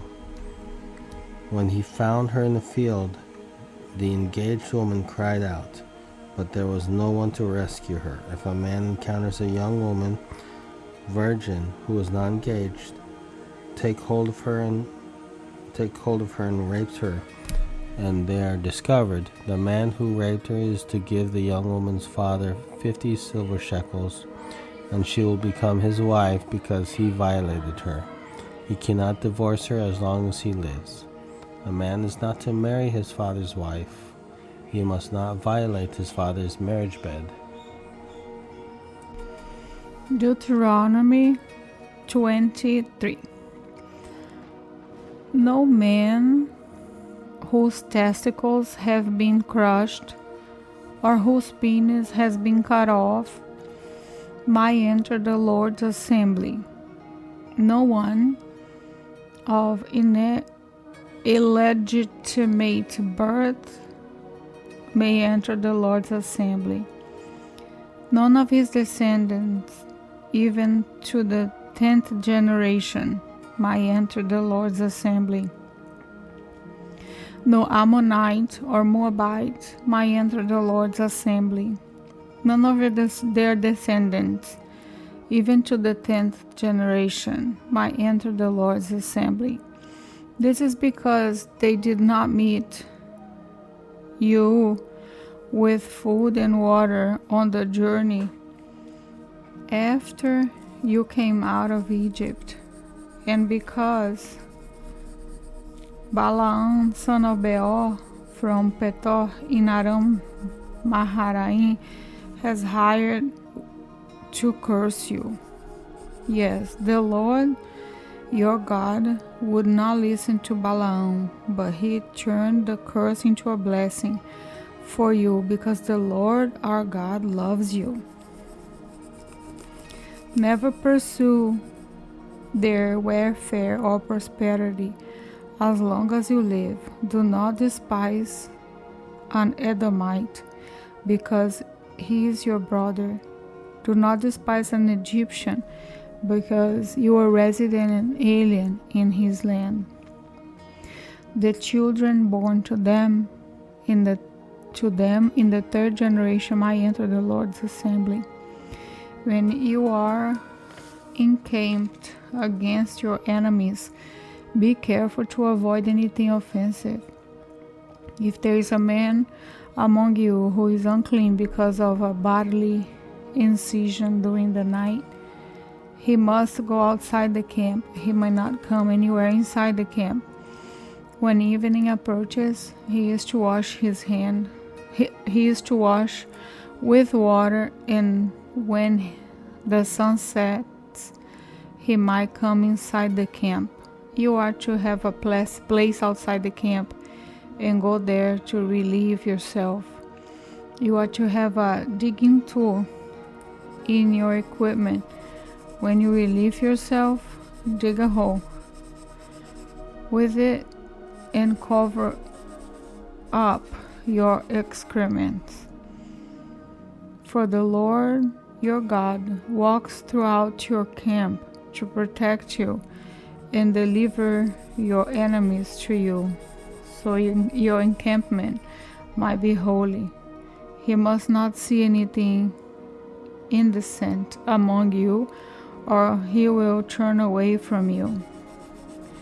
Do not turn a slave to his master when he has escaped from his master to you. Let him live among you wherever he wants within the city gates. Do not mistreat him. No Israelite woman needs to be caught prostitute, and no Israelite man needs to be a caught prostitute. Do not bring a female prostitute wages or a male prostitute earnings into the house of the Lord your God to fulfill any vow, because both are detestable to the Lord our God. Do not charge your brother interest on silver, food, or anything that can earn interest. You might charge a foreigner interest, but you might not charge your brother Israelite interest, so that the Lord your God might bless you in everything you do in the land you are entering to possess. If you make a vow to the Lord your God, do not be slow to keep it, because he will require it of you, and it will be counted against you as sin. But if you refrain from making a vow, it will not be counted against you as a sin. Be careful not to do whatever comes from your lips, because you have freely vowed what you promised to the Lord your God. When you enter your neighbor's vineyard, you might eat as many grapes as you want until you are full, but do not put any in your container. When you enter your neighbor's standing grain, you might pluck a head of grain with your hand. Do not put a sickle to your neighbor's grain. Deuteronomy chapter 24. If a man marries a woman, but she becomes displeasing to him because he finds something indecent about her, he may write her a divorce certificate, hand it to her, and send her away from his house. If after leaving his house she goes and becomes another man's wife, and the second man hates her, writes her a divorce certificate, hands it to her, and sends her away from his house, or if he dies, the first husband who sent her away may not marry her again after she has been defiled, because that would be detestable to the Lord. You must not bring guilt on the land of the Lord your God is giving you as an inheritance. When a man takes a bride, he must not go out with the army or be liable for any duty. He is free to stay at home for 1 year, so that he can bring joy to the wife he has married. Do not take a pair of grindstone or even the upper millstone as security for a debt, because that is like taking a life as security. If a man is discovered kidnapping one of his Israelite brothers, whether he treats him as a slave or sells him, the kidnapper must die. You must purge the evil from you. Be careful with a person who has a case of serious skin disease, following carefully everything the Leviticus priest instructs you to do. Be careful to do as I have commanded them. Remember what the Lord your God did to Miriam on the journey after you left Egypt. When you make a loan of any kind to your neighbor, do not enter his house to collect what he offers as security. Stand outside while the man you are making the loan to brings the security out to you. If he is a poor man, do not sleep with the garment he has given as security. Be sure to return it to him at sunset. Then he will sleep in it and bless you, and this will be counted as righteous to you before the Lord your God. Do not press a hired worker who is poor and needy, whether one of your Israelite brothers or one of the resident aliens in the town in your land, you are to pay him his wages each day before the sun sets, because he is poor and depends on them. Otherwise he will cry out to the Lord against you, and you will be held guilty. Fathers are not to be put to death for their children, and children are not to be put to death for their fathers. Each person will be put to death for his own sin. Do not deny justice to a resident alien or fatherless child, and do not take a widow's garment as security. Remember that you were a slave in Egypt, and the Lord your God redeemed you from there. Therefore I am commanding you to do this. When you reap the harvest in your field and you forget a sheaf in the field, do not go back to get it. It is to be left for the resident alien, the fatherless, the widow, so that the Lord your God may bless you in all the work of your hands. When you knock down the fruit from your olive tree, do not go over the branches again. What remains will be for the resident alien, the fatherless, and the widow. When you gather the grapes of your vineyard, do not glean what is left. What remains will be for the resident alien, the fatherless, and the widow. Remember what you were a slave in the land of Egypt. Therefore I am commanding you to do this. Deuteronomy 25. If there is a dispute between man and there are to go to court, and the judge will hear their case, they will clear the innocent and condemn the guilty. If the guilty party deserves to be flogged, the judge will make him lie down and be flogged in his presence with the number of lashes approached for his crimes. He may lashes if he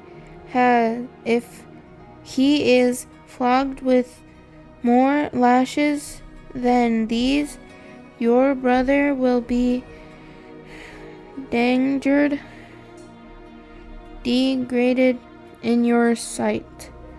Do not muzzle an ox while it treads out grain.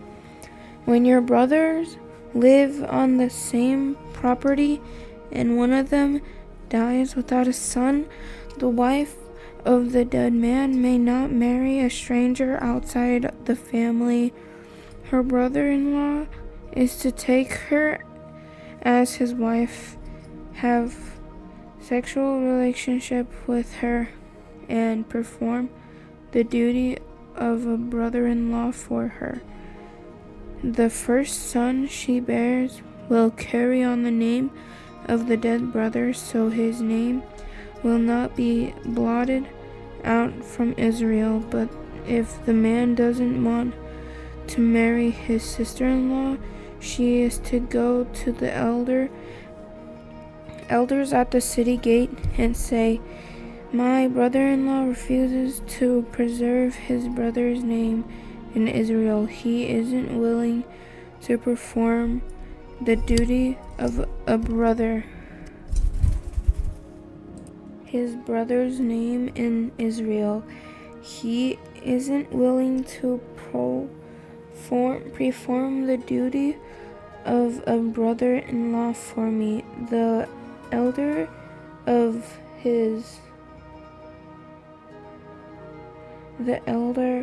his city will summon him and speak with him. He is parasites and speak with him.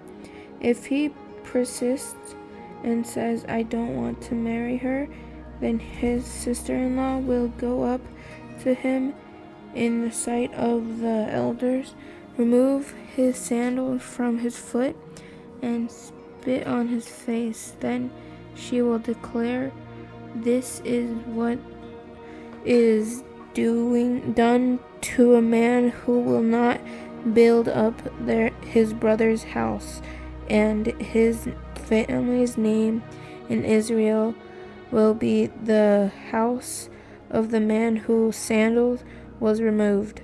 If two men were fighting with each other, and the wife of one steps in to rescue her husband from one striking him, and she puts out her hand and grabs his genitals, you are to cut off her hand. Do not show pity. Do not have differing weight in your bag, one heavy and one light. Do not have differing dry measures in your house, a larger and a smaller. You must have a full and honest weight, a full and honest dry measure, so that you may live long and in the land the Lord your God is giving you. For everyone who does such things and acts unfairly is destined to the Lord your God. Remember what the Amalekites did to you on your journey after you left Egypt. They met you along the way and attacked all your stranglers from behind when you were tired and weary. They did not fear God when the Lord your God gave you rest from all the enemies around you in the land the Lord your God is giving you to possess as an inheritance. Blot out the memory of Amalek under heaven. Do not forget. Deuteronomy 26. When you enter the land of the Lord your God is giving you as an inheritance, and you take possession of it and live in it, take some of the first of all the land's produce that you harvest from the land the Lord your God is giving you, and put it in a basket. Then go to the place where the Lord your God chooses to have his name dwell. When you come before the priest who is serving at the time, say to him, Today I declare the Lord your God that I have entered the land of the Lord, swore to our ancestors to give us. Then the priest will take the basket from you and place it before the altar of the Lord your God. You are to respond by saying in the presence of the Lord your God, My father was a wandering Aramean. He went down to Egypt with a few people and resided there as an alien. There he became a great, powerful, and populous nation. But the Egyptians mistreated and oppressed us and forced us to do hard labor. So we called out to the Lord, the God of our ancestors, and the Lord heard our cries and saw our misery, hardship, and oppression. Then the Lord brought us out of Egypt with a strong hand and an outstretched arm, with terrifying power, and with signs and wonder. He led us to the place and gave us this land, a land flowing with milk and honey. I have now brought the first of the land produce that you, Lord, have given me. You will then place the container before the Lord your God and bow down to him. You, the Levites, and resident aliens among you will rejoice in all the good thing the Lord your God has given you and your household. When you have finished paying all the 10th of your produce in the third year, the year of the 10th you are to give it to the Levites, resident aliens, fatherless children, and widows, so that they may eat in your towns and be satisfied. Then you will say in the presence of the Lord your God, I have taken the consecrated portion out of my house. I have also given it to the Levites, resident aliens, fatherless children, and widows, according to all the commands you gave me. I have not violated or forgotten your commands. I have not eaten any of it while in mourning, or removed any of it while unclean, or offered any of it for the dead. I have obeyed the Lord my God. I have done all you commanded me. Look down from your holy dwelling from heaven and bless your people Israel and the land you have given us, as you swore to our ancestors, a land flowing with milk and honey. The Lord your God is commanding you this day to follow these statutes, ordinance. Follow them carefully with all your heart and all your soul. Today you have affirmed that the Lord is your God, and that you will walk in his way, keep his statutes, commands, and ordinances, and obey him. And today the Lord has affirmed that you are his own possession, as he promised you, that you are to keep all his commands, that he will elevate you to praise, fame, and glory above all nations he has made, and that you will be holy people to the Lord your God, as he promised. Deuteronomy 27. Moses and the elders of Israel commanded the people, keep every command I am giving you today. When you cross the Jordan into the land the Lord your God is giving you, set up large stones and cover them with plaster. Write all the words of this law on the stone after you cross to enter the land the Lord your God is giving you, a land flowing with milk and honey, as the Lord, the God of your ancestors, have promised you. When you have crossed the Jordan, you are to set up these stones of Mount Ebal, as I am commanding you today, and you are to cover them with plaster. Build an altar of stones there to the Lord your God. Do not use any iron tools on them. Use uncut stone to build the altar of the Lord your God, and offer burnt offerings to the Lord your God on it. There you are to sacrifice fellowship offerings, eat and rejoice in the presence of the Lord your God. Write clearly all the words of this law on the plastered stones. Moses and the Levitical priests spoke to all Israel, be silent, Israel, and listen. This day you have become the people of the Lord your God. Obey the Lord your God and follow his command and statutes I am giving you today. On the day Moses commanded the people, when you have crossed the Jordan, these tribes will stand on Mount Gerizim to bless the people: Simeon, Levi, Judah, Issachar, Joseph, and Benjamin. And these tribes will stand on Mount Ebal to deliver the curse: Reuben, Gad, Asher, Zebulun, Dan, and Naphtali.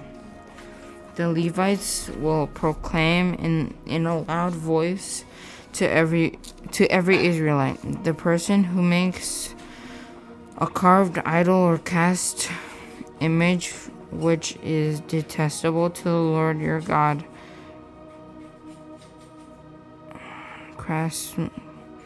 work on a craftsman and set up secret and is cursed. And all the people will reply, Amen. The one who dishonors his father and mother is cursed. And all the people will reply, Amen. The one who moves his neighbor's boundary marker is cursed.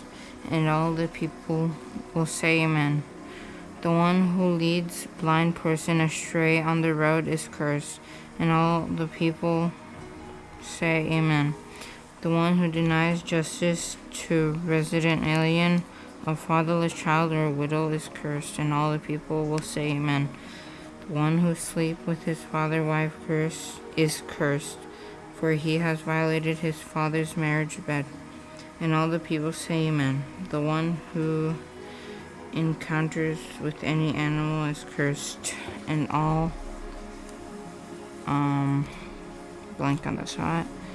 And all the people will say, Amen. The one who sleeps with his sister, and whether his father, daughter, or his mother, daughter, is cursed. And all the people say, Amen. The one who sleeps with his mother-in-law, cursed. And all the people say, Amen. The one who secretly kills his neighbor is cursed. And all the people say, Amen.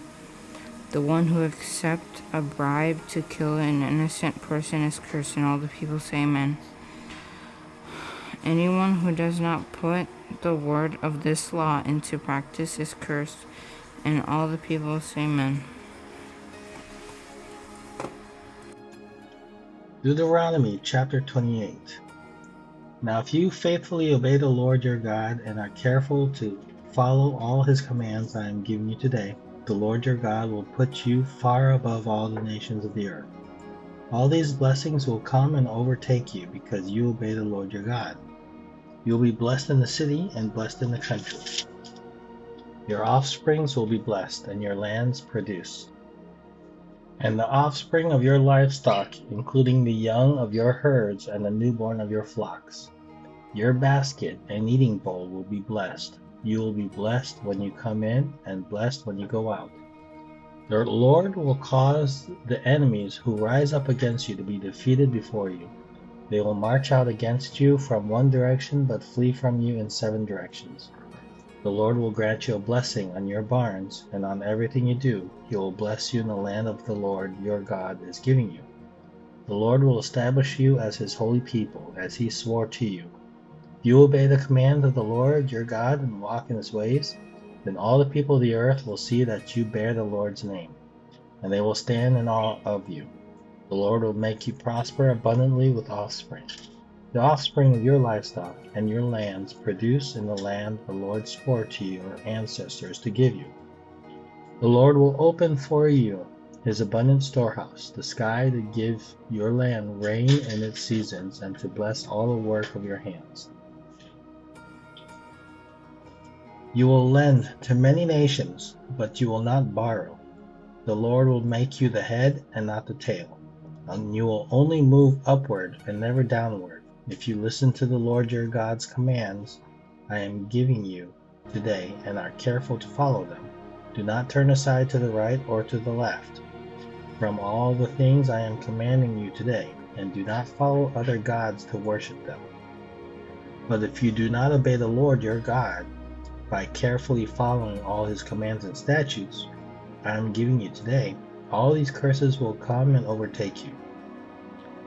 You will be cursed in the city and cursed in the country. Your basket and kneading bowl will be cursed. Your offspring will be cursed, and your lands produce the youngs of your herds, and the newborn of your flock. You will be cursed when you come in, and cursed when you go out. The Lord will send against you curses, confusion, and rebuke in everything you do, until you are destroyed and quickly perish.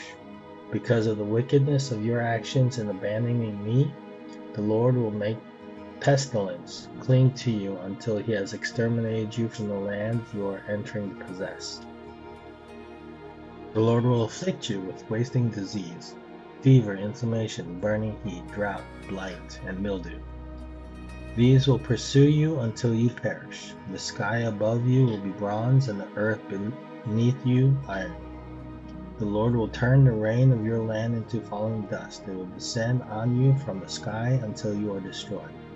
The Lord will cause you to be defeated before your enemies. You will march out against them from one direction, but flee from them in 7 directions. You will be an object of horror to all the kingdoms of the earth. Your corpses will be food for all the birds of the sky and the wild animals of the earth, with no one to scare them away. The Lord will afflict you with the boils of Egypt, tumors and festering rash, and scabies from which you cannot be cured. The Lord will afflict you with madness, blindness, and mental confusion, so that at noon you will grope as a blind person gropes in the dark. You will not be successful in anything you do. You will only be oppressed and robbed continually, and no one will help you. You will become engaged to a woman, but another man will rape her. You will build a house, but not live in it. You will plant a vineyard, but not enjoy its fruits. Your ox will be slaughtered before your eyes, but you will not eat any of it. Your donkey will be taken away from you and not returned to you. Your flock will be given to your enemies, and no one will help you. Your sons and daughters will be given to another people, while your eyes grow weary, looking for them every day. But you will be powerless to do anything. A people you don't know will eat your lands, produce, and everything you have labored for. You will only be oppressed and crushed continually. You will be driven mad by what you see. The Lord will afflict you with painful and incurable boils on your knees and thighs, from the sole of your foot to the top of your head. The Lord will bring you and your king that you have appointed to a nation neither you nor your ancestors have known, and there you will worship other gods, of wood and stone. You will become an object of horror, scorn, and ridicule among all the people where the Lord will drive you. You will sow much seed in the field, but harvest little, because locusts will devour it. You will plant and cultivate vineyards, but not drink the wine or gather the grapes, because worms will eat them. You will have olive trees throughout your territory, but not moisten your skin with oil, because your olives will drop off. You will father sons and daughters, but they will not remain yours, because they will be taken prisoner. Buzzing insects will take possession of all your trees and your land's produce. The resident alien among you will rise higher and higher above you, while you sink lower and lower. He will lend to you, but you won't lend to him. You will be the head, and you will be the tail. All these curses will come, pursue, and overtake you until you are destroyed. Since you did not obey the Lord your God and keep the commands and statutes he gave you, these curses will be a sign and wonder against you and your descendants forever, because you didn't serve the Lord your God with joy and cheerful heart, even though you had an abundance of everything. You will serve your enemies that the Lord will send against you in famine, thirst, nakedness, and a lack of everything. You will place an iron yoke on your neck until he has destroyed you. The Lord will bring a nation from far away from the ends of the earth to swoop down on you like an eagle, a nation whose languages you won't understand, a ruthless nation showing no respect for the old and not sparing the young. They will eat the offspring of your livestock and your land's produce until you are destroyed. They will leave you no grain, new wine, fresh oil, young of your herds, or newborn of your flocks, until they cause you to perish. They will besiege you within all your cities' gates until your high and fortified walls that you trust in come down throughout your land. They will besiege you with all your city gates throughout the land of the Lord your God has given you. You will eat your offspring, the flesh of your sons and daughters the Lord your God has given you. During the siege and hardship your enemy imposes on you, the most sensitive and refined man among you will look grudgingly at his brother, the wife he embraces, and the rest of his children, refusing to share with any of them his children's flesh that he will eat, because he has nothing left during the siege and hardship your enemy imposes on you in all your towns, the most sensitive and refined woman among you, who would not venture to set the sole of her foot on the ground because of her refinement and sensitivity, will begrudge the husband she embraces, her sons and her daughter, the afterbirth that comes out from between her legs, and the children she bears, because she will secretly eat them for lack of anything else. During the siege and hardship your enemy imposes on you within your city gates. If you are not careful to obey all the words of this law, which are written in the scroll, by fearing this glorious and awe-inspiring name, the Lord your God, He will bring wondrous plagues on you and your descendants, severe and lasting plagues and terrible and chronic sickness. He will afflict you again with all the disease of Egypt, which you dreaded, and they will cling to you. The Lord will also afflict you with every sickness and plague not recorded in the book of this law until you are destroyed. Though you are as numerous as the stars of the sky, you will be left with only a few people, because you did not obey the Lord your God. Just as the Lord was glad to cause you to prosper and to multiply you, so He will also be glad to cause you to perish and to destroy you. You will be ripped out of the land you are entering to possess. Then the Lord will scatter you among all people from one end of the earth to the other. And there you will worship other gods of wood and stone, which neither you nor your ancestors have known. You will find no peace among those nations, and there will be no resting place for the sole of your foot. There the Lord will give you a trembling heart, failing eyes, and a despondent spirit. Your life will hang in doubt before you. You will be in dread night and day, never certain of survival. In the morning you will say, if only it were evening. In the evening you will say, if only it were morning. Because of the dread you will have in your heart, and because of what you will see, the Lord will take you back in ships to Egypt by a route that I said you would never see again. There you will sell yourselves to your enemies as male and female slaves, but no one will buy you. Deuteronomy 29. These are the words of the covenant that the Lord commanded Moses to make with the Israelites in the land of Moab.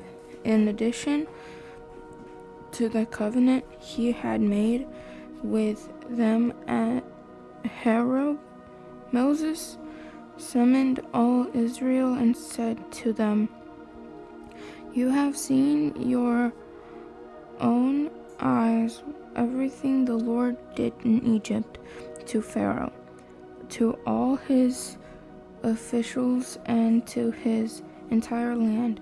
You saw with your own eyes the great trials and those great signs and wonders. Yet to this day the Lord has not given you a mind to understand, eyes to see, or ears to hear. I led you 40 years in the wilderness. Your clothes and the sandals on your feet did not wear out. You did not eat food or drink wine or beer, so that you might know that I am the Lord your God. When you reached this place, King Simon of Heshbon and King Og of Bashan came out against us in battle, but we defeated them. We took their land and gave it as an inheritance to the Reubenites, the Gadites, and half the tribe of Manasseh. Therefore, observe the words of the covenant and follow them, so that you will succeed in them, everything you do. All of you are standing today before the Lord your God, your leaders, tribes, elders, officials, all the men of Israel, your descendants, your wives, and your residents, aliens, in your camp who cut your wood and drew your water, so that you may enter into the covenant of the Lord your God, which he is making with you today, so that you may enter into his oath, and so that he may establish you today as his people, and he may be your God, as he promised you and as he swore to your ancestors, Abraham, Isaac, and Jacob. I am making this covenant and this oath not only with you, but also with those who are standing here with us today in the presence of the Lord your God, with those who are not here today. Indeed, you know how we lived in the land of Egypt and passed throughout the nations where you traveled. You saw their abhorrent image and idols made of wood, stone, silver, and gold, which were among them. Be sure there is no man, woman, clan, or tribe among you today whose heart turns away from the Lord your God to go and worship the gods of those nations. Be sure there is no root among you bringing poisonous and bitter fruit. When someone hears the word of this oath, he may consider himself exempt, thinking, I will have peace, even though I follow my own stubborn heart. This will lead to the destruction of the well-watered land, as well as the dirty land, dry land. The Lord will not be willing to forgive him.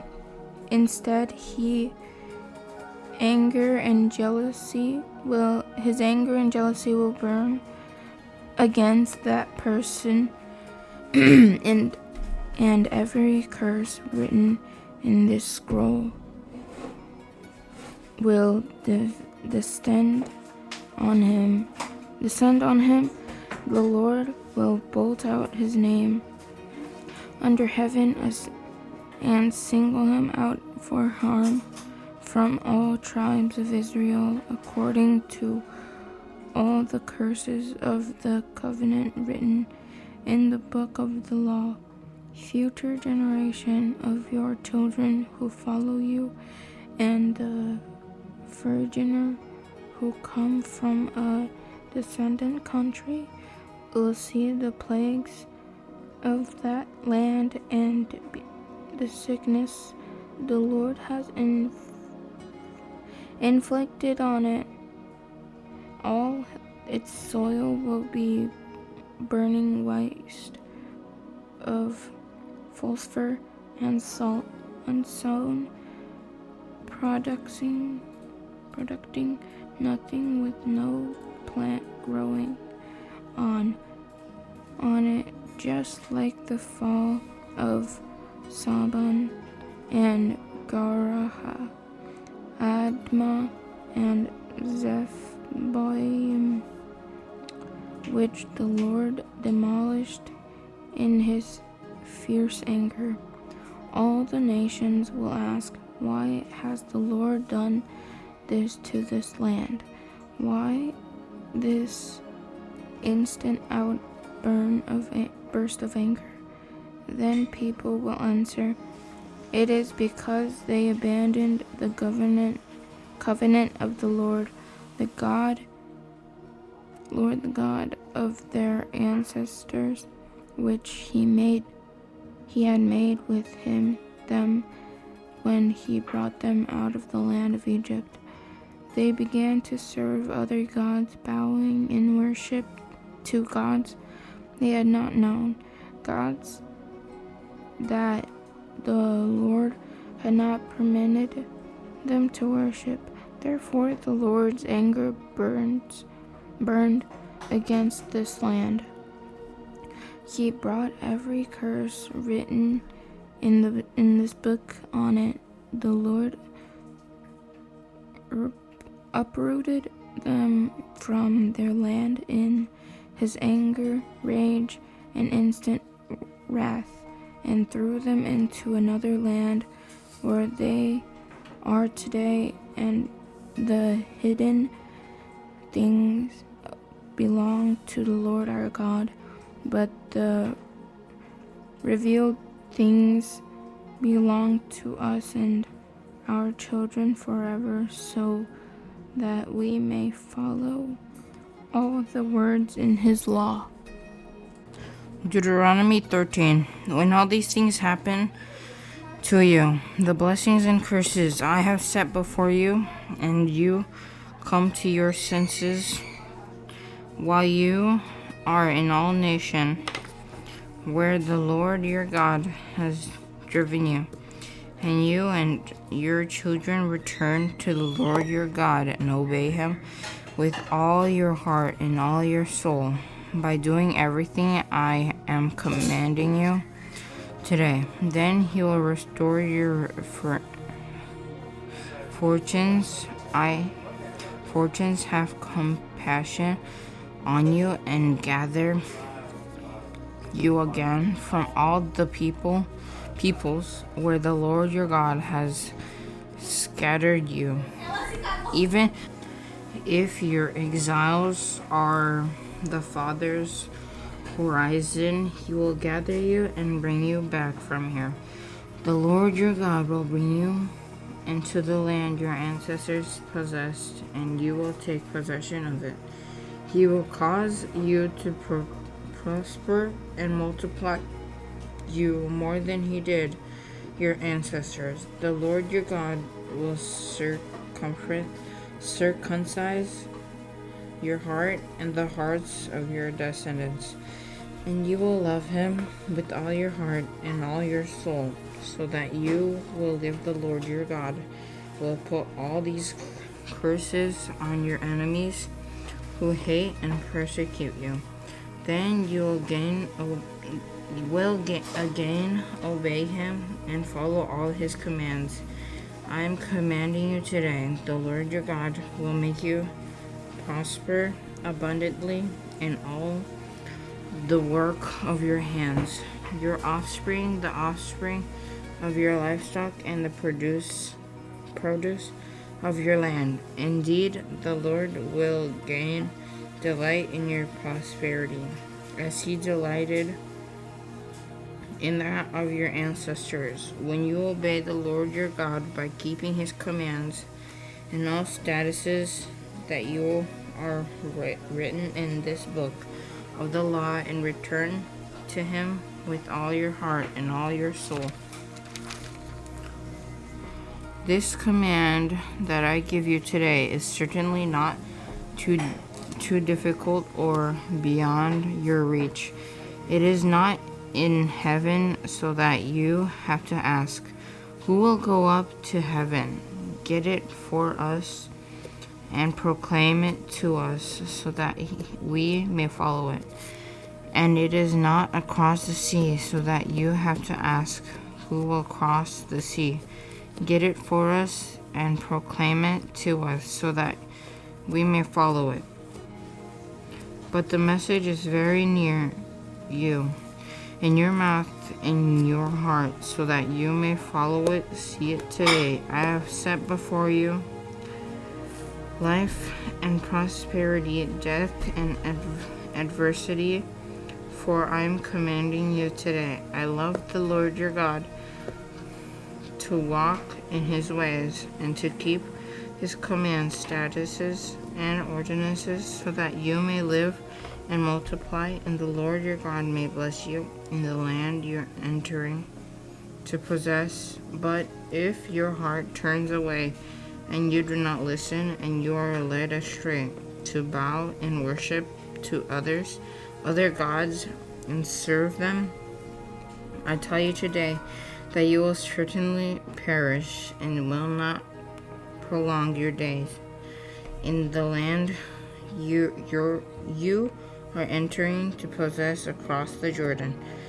I call heaven and earth as witnesses against you today, that I have set before you life and death, blessing and curse. Choose life so that you and your descendants may live. Love the Lord your God, obey him, and remain faithful to him.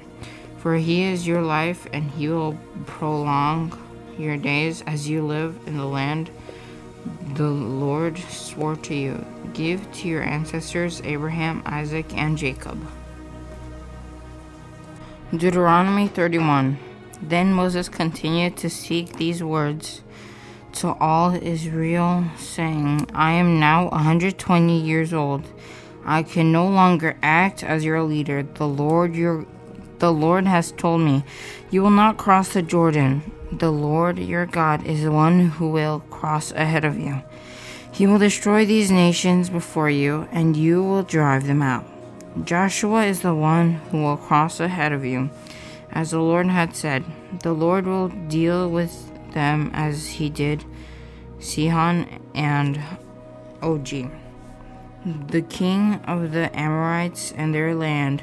When he destroyed them, the Lord will deliver them over to you. You must do to them exactly as I have commanded you. Be strong and courageous. Do not be terrified or afraid of them. For the Lord your God is the one who will go with you. He will not leave you or abandon you. Moses then summoned Joshua and said to him, in the sight of all Israel, be strong and courageous, for you will go with these people into the land of the Lord swore to give to their ancestors. You will enable them to take possession of it. The Lord is the one who will go before you. He will be with you. He will not leave you or abandon you. Do not be afraid or discouraged. Moses wrote down this law and gave it to the priest, the son of Levi, who carried the ark of the Lord's covenant, and to all the elders of Israel. Moses commanded them at the end of every 7 years, at the appointed time in the years of debt cancellation, during the festival of shelters, when all Israel assemblies in the presence of the Lord your God, at the place he chose, you are to read this law aloud before all Israel. Gather the people, men, women, and dependents and resident aliens within your city gates, so that they may listen and learn to fear the Lord your God and be careful to follow all the words of this law. The Lord your God,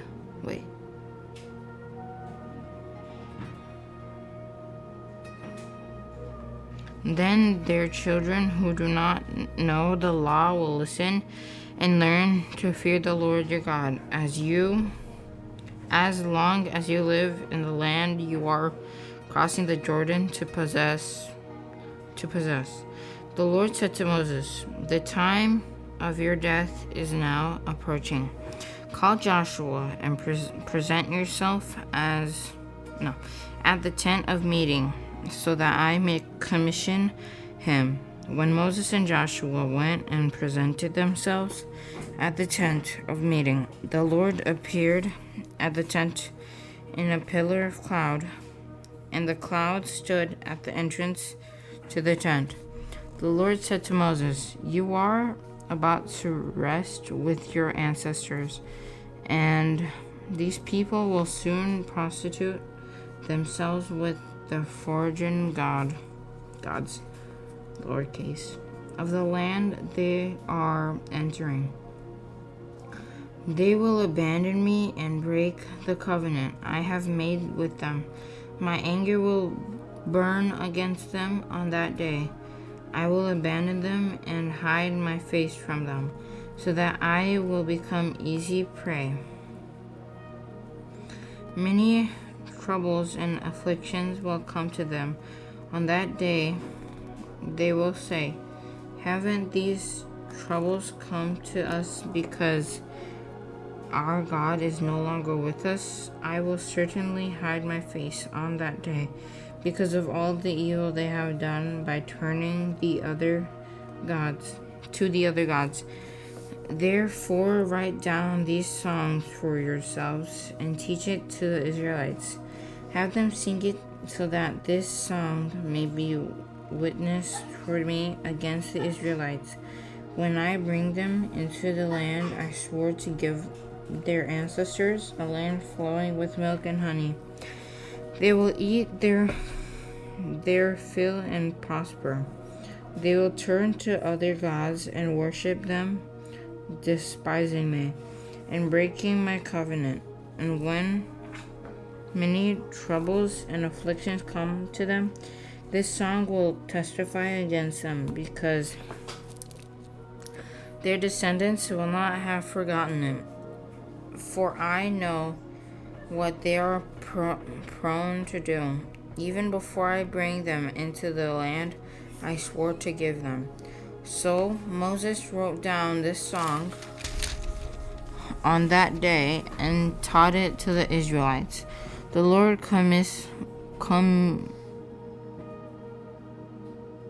commissioned Joshua, son of Nun, be strong and courageous, for you will bring the Israelites into the land I swore to them, and I will be with you. When Moses had finished writing down on a scroll every single word of the law, he commanded the Levites who carried the ark of the Lord covenant, take this book of the law and place it beside the ark on the covenant of the Lord your God, so that it may remain there as a witness against you. For I know how rebellious and stiff-necked you are. If you are rebelling against the Lord now while I am still alive, how much more will you rebel after I am dead? Assemble all your tribal elders and officers before me, so that I may speak these words directly to them. And I call heaven and earth as witnesses against them. For I know that after my death you will become completely corrupt and turn from the path I have commanded you.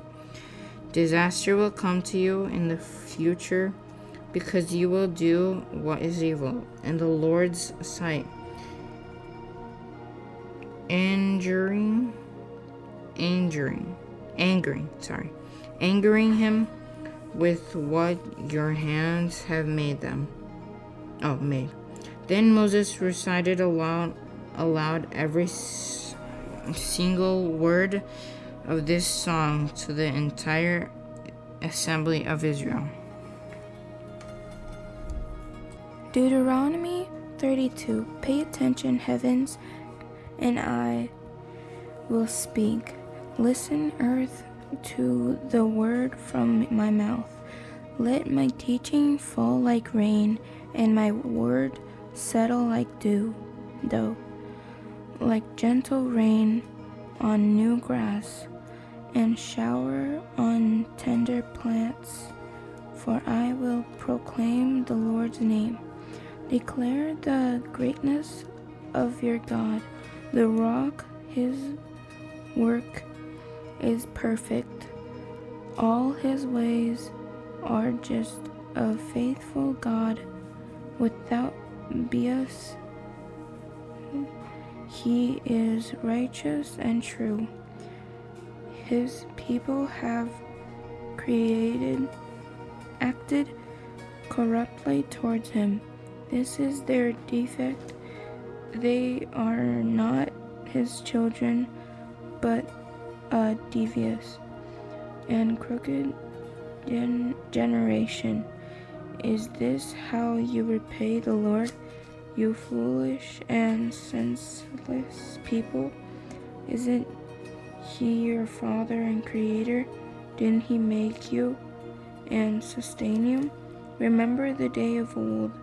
Consider the years of past generations. Ask your father, and he will tell you, your elders, and they will teach you. When the Most High gave the nation their inheritance and divided the human race, he set the boundaries of the peoples according to the number of people of Israel. But the Lord Proshan is his people, Jacob his own inheritance. He found him in a desolated land, in a barren, howling wilderness. He surrounded him, cared for him, and protected him as the pupil of his eye. He watches over his nest like an eagle, and hovers over his young, and spreads his wings, catches him and carries him on his feathers. The Lord alone led him, with no help from the foreign God. He made him ride on the height of the land, and the product of the field, and eat the product of the field. He nourished him with honey from the rock, and oil from flintly rock, curd from the herd, and milk from the flock. With the fat of rams from Bashan, and goats with the chaotic grain of wheat. You drank wine from the finest grapes. When Jeshurun became fat and rebelled, you became fat, bloated, and gorged. He abandoned the God who made him, and scorned the rock of his salvation. They provoked his jealousy with different gods. They injured him with the detestable practices. They scattered sacrifice to demons, not God. To gods they have not known, new gods that had just arrived, which your ancestors did not fear. You ignored the rock who gave you birth. You forgot the God who gave birth to you. When the Lord saw this, he despised them, angered by his sons and daughters. He said, I will hide my face from them. I will see what will become of them, for they are a preserved generation, unfulfilled children. They have provoked my jealousy with what is not a God. They have injured me with their worthless idols, so I will provoke their jealousy with what is not a people. I will render them with a foolish nation, for fire has been kindled because of my anger, and burns to the depth of Sheol. It's devours the land and its product and scorches the foundation of the mountains. I will pile disasters on them. I will use up my arrows against them. They will be weak from hunger, avenged by pestilence and bitter plagues. I will unleash on them wild beasts with fangs, as well as venomous snakes that slither in the dust outside. The sword will take their children, and inside there will be terror. The young man and the young woman will be killed, the infant and the gray-haired man. I would have said, I will cut them to pieces and blot out the memory of them from mankind. If I had not feared provocation from the enemy, or feared that these foes might misunderstand and say, our own hand has prevailed. Wasn't the Lord who did all this? Israel is a nation lacking sense, with no understanding at all. If only they were wise, they would comprehend this. They would understand their fate. How could one purse 1,000, or two put 10,000 to flight? Unless the rock had sold them, unless the Lord had given them up. But the rock is not like our rock, as even our enemies conjure it, for their vine is from the vine of Sodom, and from the field of Gomorrah. Their grapes are poisonous, their clusters are bitter, their wine is serpent venom, the deadly poison of cobras. Is it not stored up with me, sealed up with my vault? Engines and regardation belong to me.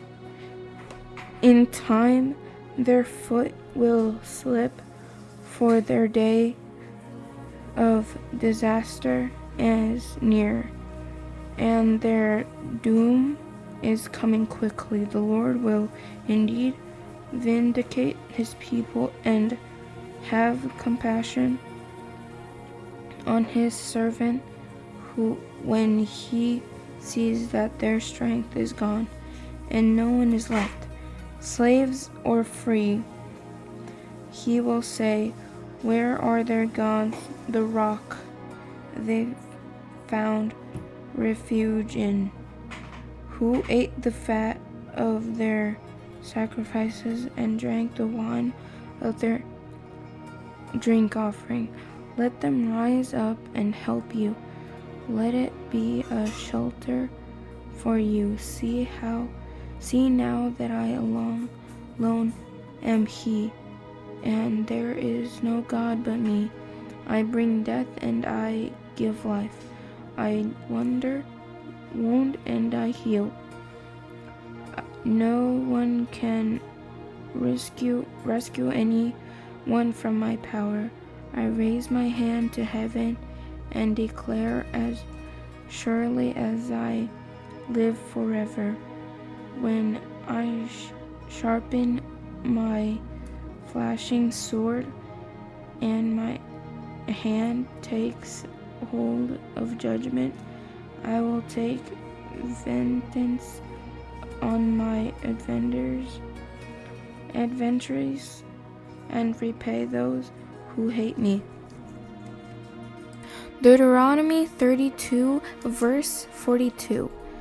I will make my arrows drunk with blood, while my sword devours flesh, the blood of the slain and the captive, the heads of the enemy leaders. Rejoice, you nations, concerning his people, for he will avenge the blood of his servants. He will take vengeance on his avengers. He will purify his land and his people. Moses came with Joshua, son of Nun. He recited all the words of this song in the presence of the people. After Moses finished reciting all these words to all Israel, he said to them, "Take to heart all these words I am giving you as warning to you today, so that you may command your children to follow all the words of this law carefully, for they are not meaningless words to you, but they are your life, and by them you will live long in the land you are crossing the Jordan to process. On the same day the Lord spoke to Moses, "Go up Mount Nebo in the Abiram range in the land of Moab, across the Jericho, and view the land of Canaan. I am giving the Israelites as a possession.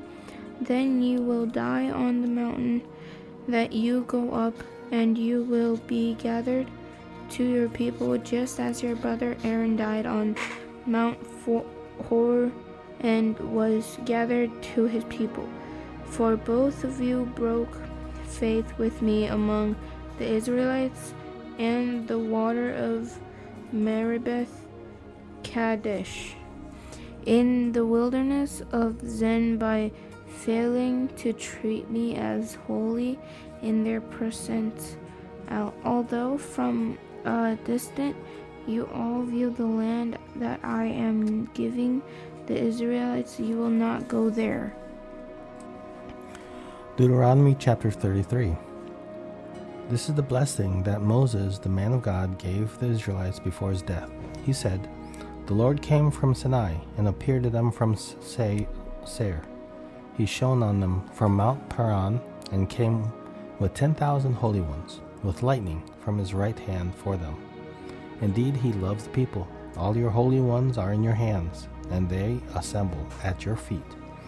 Each receives your words." Moses gave us instructions, a possession for the assembly of Jacob. So he became king in Jeshurun. When the leaders of the people gathered with the tribes of Israel, "Let Reuben live and not die through his people become few." He said this about Judah, "Lord, hear Judah's cry and bring him to his people. He fights for his cause with his own hands, but may you be a help against his foes." He said about Levi, "Your Thummim and Urim belong to your faithful one. You test him at Mezah, and contend with him at the waters of Meribah." He said about his father and mother, "I did not regard them." He disregarded his brothers and didn't acknowledge his sons. For they kept your word and maintained your covenant. They will teach your ordinance to Jacob and your instructions to Israel. They will set incense before you and whole burnt offerings on your altar. Lord, bless his possessions and accept the work of his hands. break the back of his adversaries and enemies, so that they cannot rise again. He said about Benjamin, the Lord's beloved rest securely on him. He shields him all day long, and he rests on his shoulders. He said about Joseph, may his land be blessed by the Lord with the dew of heaven's bounty and the watery depths that lie beneath, with a bountiful harvest from the sun and the abundant yield of the seasons, with the best products of the ancient mountains and the bounty of the eternal hills, with the choice gifts of land and everything in it, and with the favor of him who appeared in the burning bush. May these rest on the head of Joseph, on the brow of the prince of his brothers. His firstborn bull has splendor and horns like those of a wild ox. He gores all the people with them to the end of the earth. Such are the 10,000s of Ephraim, and such are the thousands of Manasseh. He said about Zebulun, rejoice, Zebulun, in your journeys, and Issachar in your tents. They summon the peoples to a mountain. There they offer acceptable sacrifices, for they draw from the wealth of the seas and the hidden treasures of the sand. He said about Gad, the one who enlarges Gad's territory will be blessed. He lies down like a lion and tears off an arm or even a head. He chose the best part for himself, because a ruler's portion was assigned there for him. He came with the leaders of the people. He carried out the Lord's justice and his ordinances for Israel. He said about Dan, Dan is a young lion leaping out of Bashan. He said about Naphtali, enjoying approval, full of the Lord's blessings. Take possession to the west and the south. He said about Asher, may Asher be the most blessed of the sons. May he be the most favored among his brothers, and dip his foot in olive oil. May the bolts of your gates be iron and bronze, and your strength last as long as you live. There is none like the God of Jeshurun, who runs the heavens to your aid. The clouds in his majesty, the God of old, is your dwelling place. And underneath are the everlasting arms. He drives out the enemies before you and commands, destroy, so Israel dwells securely. Jacob lives untroubled in the land of grain and new wine. Even his skies drippeth dew. How happy you are, Israel! Who is like you, a people saved by the Lord? He is the shield that protects you, the sword you boast in. Your enemies will cringe before you, and you will tread in their backs. Deuteronomy 34. When Moses went up from the plains of Moab to Mount Nebo, to the top of Pisgah, which faces Jericho, and the Lord showed him all the land, Gilead, as far as Dan, all of Naphtali, the land of Ephraim and Manasseh, and the land of Judah, as far as the Mediterranean Sea, the Negev and the plain in the valley of Jericho, the city of palms, as far as Zoar. The Lord then said to him, this is the land I promised to Abraham, Isaac, and Jacob. I will give it to your descendants. I have let you see it with your own eyes, but you will not cross into it. So Moses, the servant of the Lord, died there in the land of Moab, according to the Lord's words. He buried him in the valley of the land of Moab, facing Beth Peor, and no one of this day knows where his grave is. Moses was 120 years old when he died. His eyes were not weak, and his vitality had not left him.